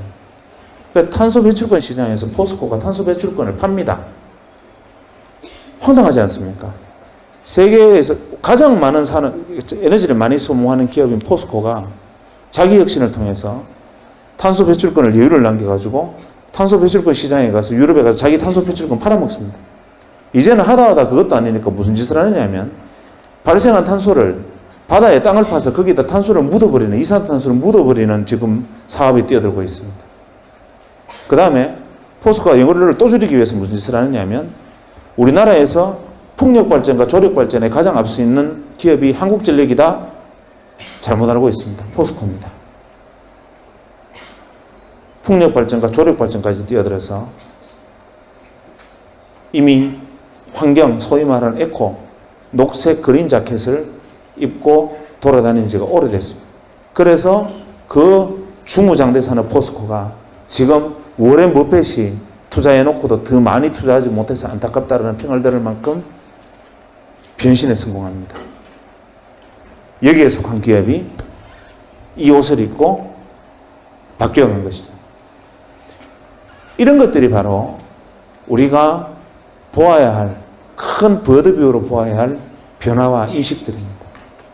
과거에는 직렬구조, 위에서 밑으로 일사불란하게 지나가는 것이 중요했다면 지금은 병렬구조여야 합니다. 직렬구조에서는 왜라는 질문이 없습니다. 거물코처럼 이어진 병렬구조는 수많은 사람들이 평등한 네트워크로 낮추고 몸을 낮추고 같은 레벨에 서서 서로 왜라는 질문을 던지다 보면 그 왜가 뭉쳐서 거대한 창의성이 됩니다. 직렬이 아닌 병렬, 수직이 아닌 수평, 이런 시대가 벌어지고 있는 거고, 그러다 보니 과거에는 나는 여기에 서거나 여기에 서거나 여기에 설 수밖에 없었지만 지금은 때에 따라서는 동일한 선상에 설 수 있고 때로는 CEO만큼 중요한 역할과 중요한 의문을 나도 던질 수 있는 사람이 되기도 합니다. 대신 나 한 사람이 그렇게 잘나서 나 없다고 세상이 잘 돌아가는 세상도 아닌 게 됐고, 그래서 이런 시대를 가르쳐서 우리는 웹 2.0의 시대라고 부르기 시작했습니다. 이것도 99%의 마인드로 보면 웹 2.0의 시대 좋지, 뭐 메타 검색, RSS 같은 게 대표적인 것이지, 위키피디아 봐, 수많은 사람들이 뭐 의견을 올리니까 뭐 브리테니카를 뛰어넘는 지식이 생기잖아 라는 것이 상투적인 99%의 생각이라면, 진짜 웹 2.0 99%의 1%의 생각은 무엇이냐면 사람들이 병렬로 이어졌을 때 그 병렬의 거물고 사이에서 일어나는 수많은 왜라는 창의력들, 그 생각들이 뭉쳤을 때 그야말로 개별지성이 아닌 집단지성의 승리가 오는 시대가 바로 이 시대다라는 것을 생각하면 여러분들이 지향해야 될 바는 너무나 뚜렷하게 앞에 던져져 있습니다. 그러나 문제는 무엇이냐면 지금 현재까지 제가 여러분에게 한 이야기는 어디까지나 또 오늘로부터 뒤로 10년의 이야기였습니다. 지금 저는 상당히 좀 고민에 빠져 있습니다. 2008년이 벌써 중간쯤 접어들고 있고 또 한 1년 정도 지나면 어느새 2010년에 접어듭니다. 분명히 지금 누군가는 지금 제가 말하고 있는 것이 아닌 새로운 W를 들고 나올 겁니다. 내가 보지 못하는 세상을 보고 내 생각이 닿지 못하는 곳에 생각이 미친 사람들이 지금 오늘 제가 한 이야기가 아닌 상상도 할 수 없는 어떤 이야기를 들고 와서 또 뭐라고 주장을 할 텐데 저는 두려운 것이 그 사람 이야기가 돈키호테야 이렇게 들릴까봐 걱정스럽고 그게 안 보이는 게 고민입니다. 지금쯤이면 새로운 또 W가 앞으로 10년 후에 W가 슬슬 실체를 드러내고 보여야 되는데 이게 지금 제 눈에 안 보입니다. 그래서 굉장히 요즘은 마음고생이 심합니다. 어떨 때는 밤에 잠이 안 옵니다. 왜냐하면 이걸 못 보면 불과 1년만 지나면 또 유기물이 되잖아요. 그래서 농담이 아니라 진짜로 저는 올여름부터 다시 또 사람을 만나러 다닐까 싶습니다. 그래서 또 많은 사람을 만나고 또 이야기를 듣고 귀를 기울이고 생각과 판단을 빌리고 지혜를 모아서 또 다음 세상을 내가 정리하고 내 파일에 담아가야 되겠구나. 나는 어차피 1% 인간이 아니니까 다른 사람의 능력과 지혜를 모아서 또 그것을 빌려서 뛰어들어야겠구나 하고 고민을 하고 있습니다. 그래서 한 다음 달쯤부터는 제가 신문사에 요청을 했습니다. 중앙일간지에 내가 사람 만나서 하는 인터뷰를 할 테니까 직격 인터뷰를 하는 형태로 신문 한 면을 달라. 그래서 오늘 마침 오케이 하고 오는 길입니다. 왜냐하면 중앙언론사 인터뷰를 제가 맡게 되면 내가 만나고 싶은 사람 아무나 만나도 되니까 가서 쉽잖아요. 그래서 만날 수 있으니까 도움이 될 거다. 두 번째, 지금 우리가 생각하는 이상의 다음 10년은 또 뭔가 튀어나올 거다. 이런 것들을 준비하기 위해서 내가 경험해보지 못했던 세상들을 경험해야 되고 내가 몰랐던 세상들은 계속 뛰어들어요. 두려워하지 말고. 내가 모르고 있던 것, 그 세상은 어떻게 돼? 난 그거 잘 몰라. 이러면 들어가 봐야 됩니다. 아니, 난 그거 모르는 거야. 이러지 말고. 그래서 옛날에 피터 드러커는, 현대경영의 아버지 피터 드러커가 이런 무식한 말을 했습니다. 기계문명의 시대에 합당할 때 이런 말을 했죠. 세상에 가장 어리석은 인간은 자기가 잘하는 것을, 제일 잘하는 것을 더 잘하려고 그러지 않고 잘 못하는 것을 잘하려고 노력하는 인간이 제일 무식한 인간이다. 그래서 현대경영학은 자기가 제일 잘하는 것을 더 잘하려고 노력해서 송곳처럼 뾰족한 사람이 돼야지 잘 못하는 것을 더 하려고 노력하는 것은 어리석은 일이다. 이건 피터 드러커 이야기입니다. 어느새 우리는 통습을 이야기합니다. 무슨 소리 하느냐? 네가 하고 있는 그것이 그냥 기술을 단순한 테크닉으로 질 나가지 않으려면 그것에 통찰을 키워주고 직관을 키워주기 위해서 네가 하고 있는 것들이 아닌 모든 것들을 알고 그런 생각들이 그물처럼 연결되어서 네가 할 수 있는 일에 대해서 버드뷰로 내려다보는 큰 통찰을 남겨줄 것이다. 통습의 시대다. 옛날에는 송곳의 시대라면 이제는 통습의 시대다. 이렇게 말을 하고 있지 않습니까?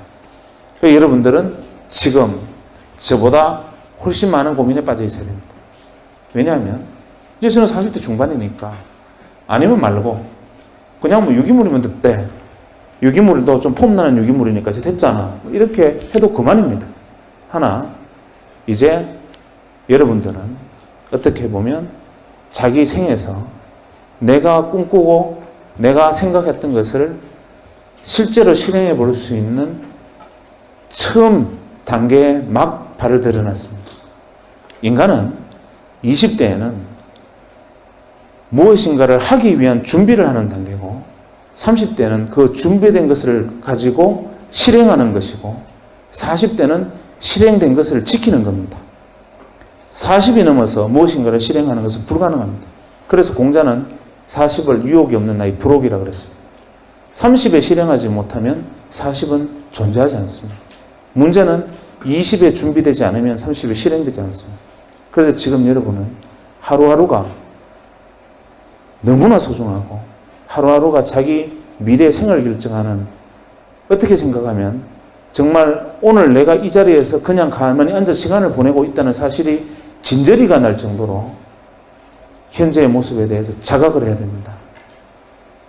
제가 이만하면 먹고 살만하지 않습니까? 직업이 의사고 나름대로 폼나는 일도 많이 하고 돈도 좀 벌었는데 뭐가 답답해서 앞으로 10년이 뭘까를 고민하고 또 사람 만나러 다녀야 되겠다 이렇게 생각을 하고 있는데 하물며 여러분은 제가 10년 후에 어떤 W가 있겠습니까? 이제 2년 후에는 어떤 것이 주인이 되겠습니까? 라고 물으면 여기 있는 사람 중에 아무나 손 들어가 나와서 내 생각은요? 라고 2시간 동안 이야기할 수 있어야 됩니다.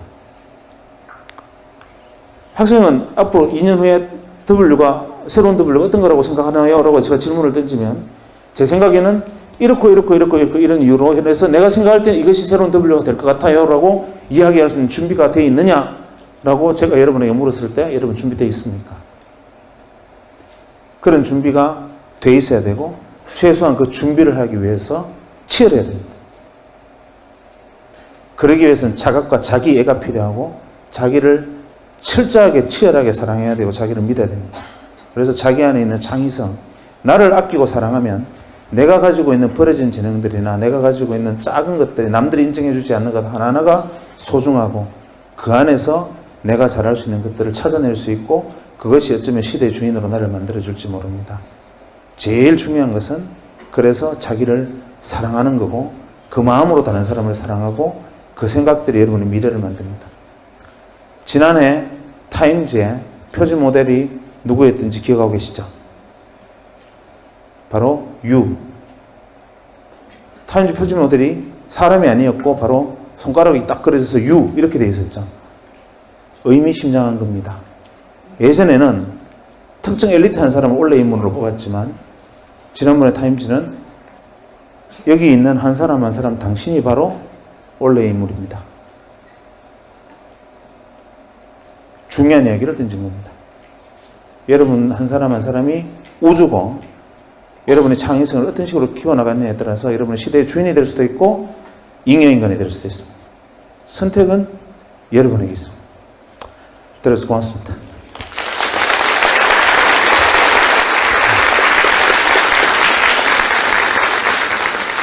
혹시 오늘 강연 내용에 대해서나 아니면 평상시에 뵈면 질문을 드리고 싶었던 내용이 있었다는 사람이 있으면 거수를 하면 질문하고 또 답을 듣는 그런 시간을 갖도록 하겠습니다.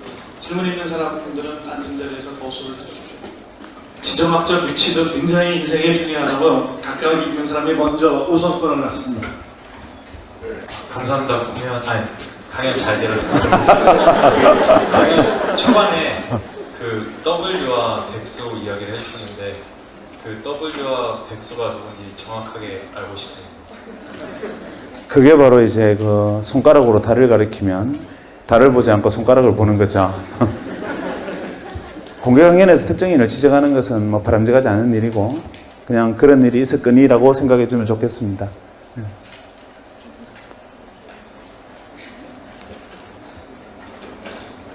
혹시 뭐 치질에 대해서 궁금하다든지. 좋은 말씀 많이 들어서 감사합니다.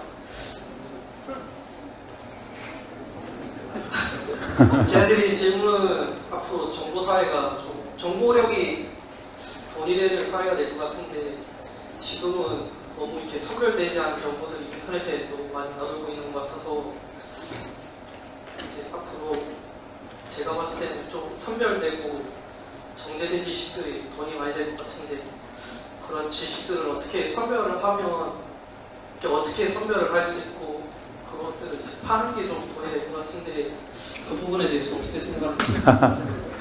굉장히 어떻게 답하려면 굉장히 큰 질문이 어떻게 보면 쉽게 얘기를 하면 되는데 일단은 몸매가 자꾸 비슷해서 좀 마음 편하네요. 저는 역사의 공진화를 믿습니다. 공진화라는 게 어떤 말이냐 하면 때에 따라서는 필요 없어 보이는 것들이 다 필요한 것이라는 뜻입니다. 예를 들면 자본주의가 이만큼 발달할 수 있을 텐데 최대 공로자는 저는 레닌과 스탈린이라고 생각합니다. 만약에 막스가 공산당 선언을 통해서 노동자의 단계를 하라 이런 말을 하지 않았으면 그때 자본주의는 교만에 빠져서 돈만 보고 성취만 보고 앞으로 달리다가 결국은 혁명에 의해서 전복됐을 겁니다. 그런데 과거에 노동자의 단계를 하라 해서 노동자들이 뭉치니까 막 소비에트 같은 것도 생기고 막 그 동구의 공산화도 되고 무서운 장면들을 많이 봤기 때문에 자본주의가 뒤를 돌아보면서 앞으로 가게 된 겁니다. 그래서 최소한 뒤를 돌아볼 수 있는 걸음을 갈 수 있는 그러다 보니까 지금은 사람의 얼굴을 가진 자본주의 이런 말이 나오게 된 이유도 어떻게 보면 넓은 의미에서 공산당이 있었기 때문입니다. 그래서 공산당이 자본주의의 이 존속의 가장 큰 공로자인데 매번 이런 식입니다. 우리가 예를 들어 통증을 느끼지 못한다면 우리는 어디 가서 불에다가 손에다 타버릴 거고요. 그래서 불필요한 것은 없다라는 관점에서 보면 지금과 같이 검증되지 않은 정보들, 무수한 정보의 바다 속에서 홍수처럼 후적거리다 빠져 죽는 것이 아닌가라는 것도 하나의 단계이고 그것도 하나의 진화의 과정일 거라고 생각을 합니다. 문제는 그 안에서 수많은 정보, 꼭 인터넷을 떠나서라도 한 개의 학문이나 한 개의 어떤 주제에 대해서도 엄청난 정보량들이 있습니다. 그 중에서 나는 어떤 것에 그것을 취하고 어떤 것을 버려야 할지를 선택하기 어려운데 그것을 선택하는 것이 바로 안목이고 직관입니다. 그러기 위해서 필요한 것은 다른 사람보다 좀 더 뛰어난 직관력을 가지는 것이고 다른 사람이 보지 못하는 것을 보는 건데 저는 이렇게 생각합니다. 예를 들어서 여러분들에게 항상 공부하고 싶은 것이 무엇이냐면 당신이 무엇을 전공했든 간에 무엇을 하는 사람이든 간에 만약에 당신이 직관이나 통찰에 관심이 있다면 제일 먼저 당신이 접해야 되는 것은 예술이다. 왜 그러냐면 국립현대미술관에 가보면요. 그 3층에 가면 재밌는 그림이 있습니다. 그 사랑이라는 주제로 이 큰 캔버스에 대충 그림을 그려놓고 칼로 쭉 찢어놓은 그림이 있습니다. 꽃으로. 이걸 보고 사랑이다 붙여놨어요. 지나가는 사람들이 지나가다가 사랑 좋아하네 그러고 지나갑니다. 언제 한번 제가 직접 목격한 일인데 그 작품 앞에 서서 어떤 사람이 한 30분을 서 있더니만 눈물을 뚜루루 흘렸어요. 이유가 뭐냐면 이런 겁니다. 여기 앉아있는 우리 잉여 인간들 보고 사랑을 그림으로 표현해봐 하면 뻔합니다. 하트, 화살 지나가자. 한 발 더 나가면 뽀뽀하는 그림. 아니면 뭐 클림트의 키스 같은 거 이렇게 조금 이렇게 뭐 벤치마킹해서 그리는 그 이상은 상상 불가합니다. 상상되십니까? 안 되잖아요. 화가가 가슴속에 타오르는 예술혼을 사랑으로 표현하고 싶어서 그림을 그렸습니다. 이것으로는 이 뜨거운 감정을 다 드러내지 못했어요. 답답합니다. 붓을 들고 이게 아니야. 사랑은 이런 거야 라고 막 득칠을 합니다. 우리 눈으로 보면 황칠입니다. 그래놓고 난 다음에도 화가는 자기가 가슴 속에 있는 뜨거움을 다 표현하지 못했기 때문에 칼로 캔버스를 그어버립니다. 그리고서야 그 사랑이라는 감정에서 영감에서 화가는 해방되고 작품으로 등장해서 걸어놓습니다. 하루에 10,000명이 지나가는 미술관에 9,999만 명이 황칠이네 이거 미친놈이 그랬구나 하고 지나가는데 한 사람은 그 앞에서 걸음을 멈추고 부르르 떨면서 그 화가가 사랑이라는 감정 속에서 느꼈던 뜨거운 영감을 교감합니다. 예를 들면 영화를 보면 여기 있는 우리 모두가 공짜 영화를 한 편 보면 재밌게 다 봅니다. 왜냐하면 우리가 영화가 재미없다라고 말하는 것은 돈 내고 찾아갔던 데 비해서 크게 재미가 없다지. 그래도 애써 만든 영화가 그냥 볼 때마다 짜증나는 영화는 드물지요. 그래서 우리 영화를 보면 재밌습니다. 이유는 이야기하지요. 음악 들려주지요. 배경 보여주지요. 시청 각오로 나는 입만 벌리고 있으면 다 떠먹여줍니다. 무엇을 상상할 여지가 전혀 없습니다. 상상도 하기 전에 지가 먼저 튀어나와서 깜짝깜짝 놀라게 합니다. 그래서 영화를 보면 편합니다. 아무나 재밌습니다. 그런데 같은 주제의 공연을 영화에서 연극으로 바꿔버리면 이 안에 3분의 1은 잡니다. 왜냐하면 배경이 사라지고 정해진 고정된 배경 안에서 두 사람의 대화와 몸짓만으로 효과가 사라진 상태에서 이야기를 하면 우리는 어느새 그것을 받아들이고 영감을 이해하고 받아들이는데 나는 저해감을 느끼는 겁니다. 그것까지는 또 괜찮습니다. 사랑이라는 주제로 연극에서 다시 발레로 가면 이 중에서 2명 빼고 다 잡니다. 왜냐하면 사랑을 표현하는데 말 한마디 없이 갑자기 둘이 막 이렇게 나와서 한 바퀴 뺑그러 돌고 픽 쓰러져 버리는 겁니다. 그리고 사랑이라는 거야. 이해가 안 되죠. 왜냐하면 우리는 생략에 익숙지 못하고 풍부하게 들려주는 것에만 익숙해져 있어요. 단순하게 말해서 요즘 여러분들이 애정을 표현하는 방식도 그래요. 이벤트 한다고 사장을 고백하면서 식당 레스토랑 하나 빌려가지고 애드벌룬 막 올라와가지고 사랑해 글씨 막 올라오잖아요. 그 이벤트의 크기만큼 사실 당신을 사랑하지 않는다는 말입니다. 무슨 말이냐면 내가 눈빛으로 내가 느낌으로 내가 당신과 전해지는 교감으로 그 사랑의 마음을 다 보여주지 못했기 때문에 보여주지 못한 것이 안타까워서 그야말로 생쇼를 하는 겁니다. 가식을 하는 거죠. 눈빛만 보아도 이 사람이 나를 사랑하는지 사랑하지 않는지. 스치만 가도 지나가는 돌뿌리를 발로 차도 그냥 돌을 차고 지나가는 사람과 그 밑에 있는 개미들이 평화가 깨질 것이라고 믿는 사람들. 이렇게 생각하는 것이 다르고 영감과 다르고 포착이 틀리고 감각이 틀립니다. 그래서 여러분들이 살아있는 오감과 육감을 다 깨워야 되고, 지금 여러분들이 의자에 앉아 있으면서 엉덩이가 의자에 눌려가지고 엉덩이가 무거운 느낌을 제 말을 들으면서 느끼지요. 왠지 갑자기 엉덩이에 압박감이 오지 않습니까?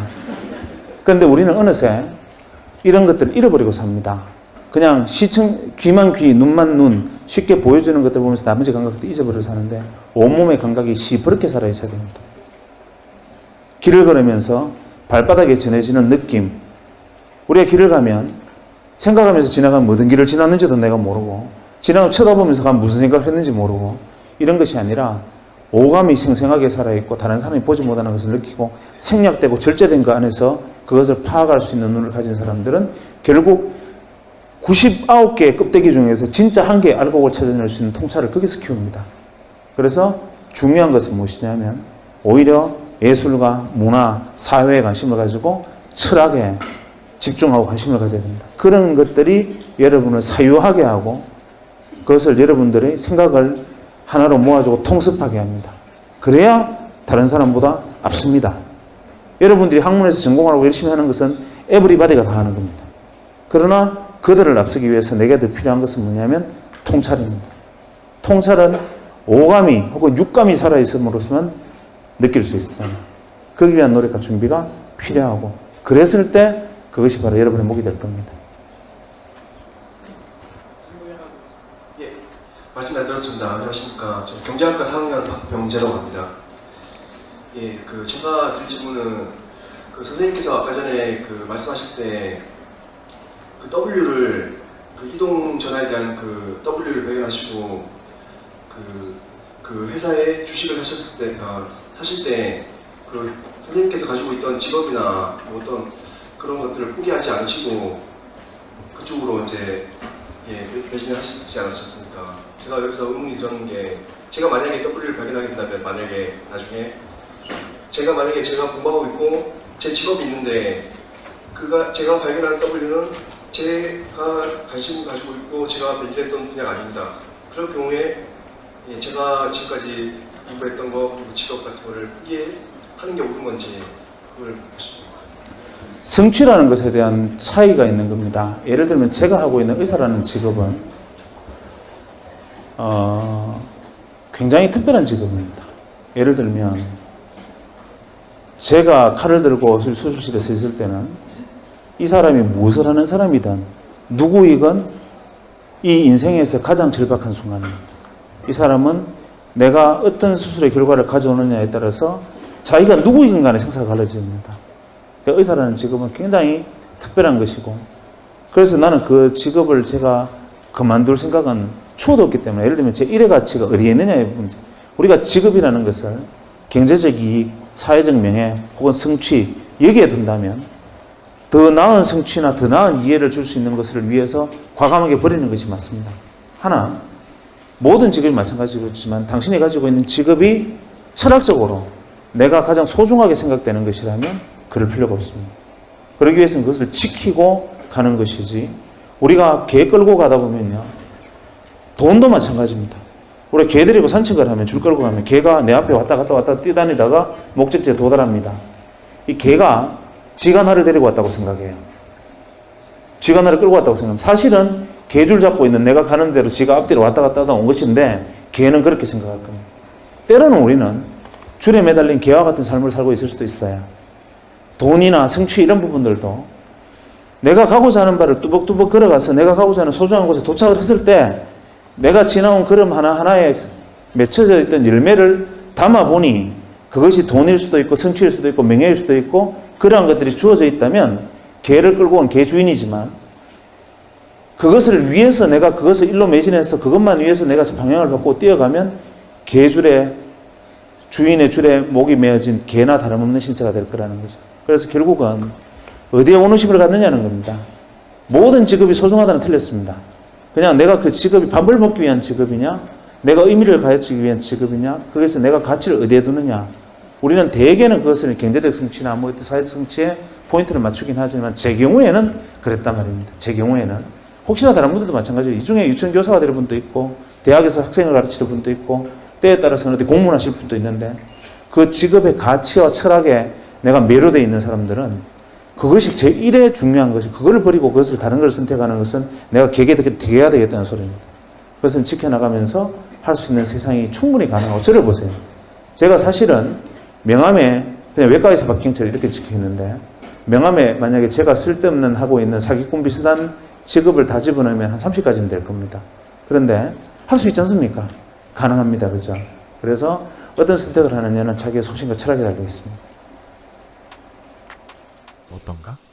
과거 영상에서 말했듯이 평범한 직장인이 성공을 하고 진정한 부자가 되려면 주변 99%의 대다수가 하는 방법이 아닌 1%의 길을 묵묵히 걸어가야 한다. 그리고 두 번째로는 우리 스스로가 W가 될 수 없기에 W를 찾고 이에 올라타는 사람이 되어야 한다. 그리고 이를 선점하고 나아갈 때는 주변의 수많은 조롱과 멸시에도 불구하고 그것을 감당하고 오히려 즐기면서 독서를 통해 공부하고 확신하고 묵묵히 당신만의 길을 나아가야 한다. 당신은 1%가 되고 싶은가? 그렇다면 오늘 영상을 보고 되씹고 되씹어 지금 시대의 W는 무엇인지 고민해보길 바란다. 촛불이 전구로 대체되고 말이 자동차로 대체되고 종이가 디지털로 대체되고 그리고 달러가 무엇으로 대체되는지 말이다.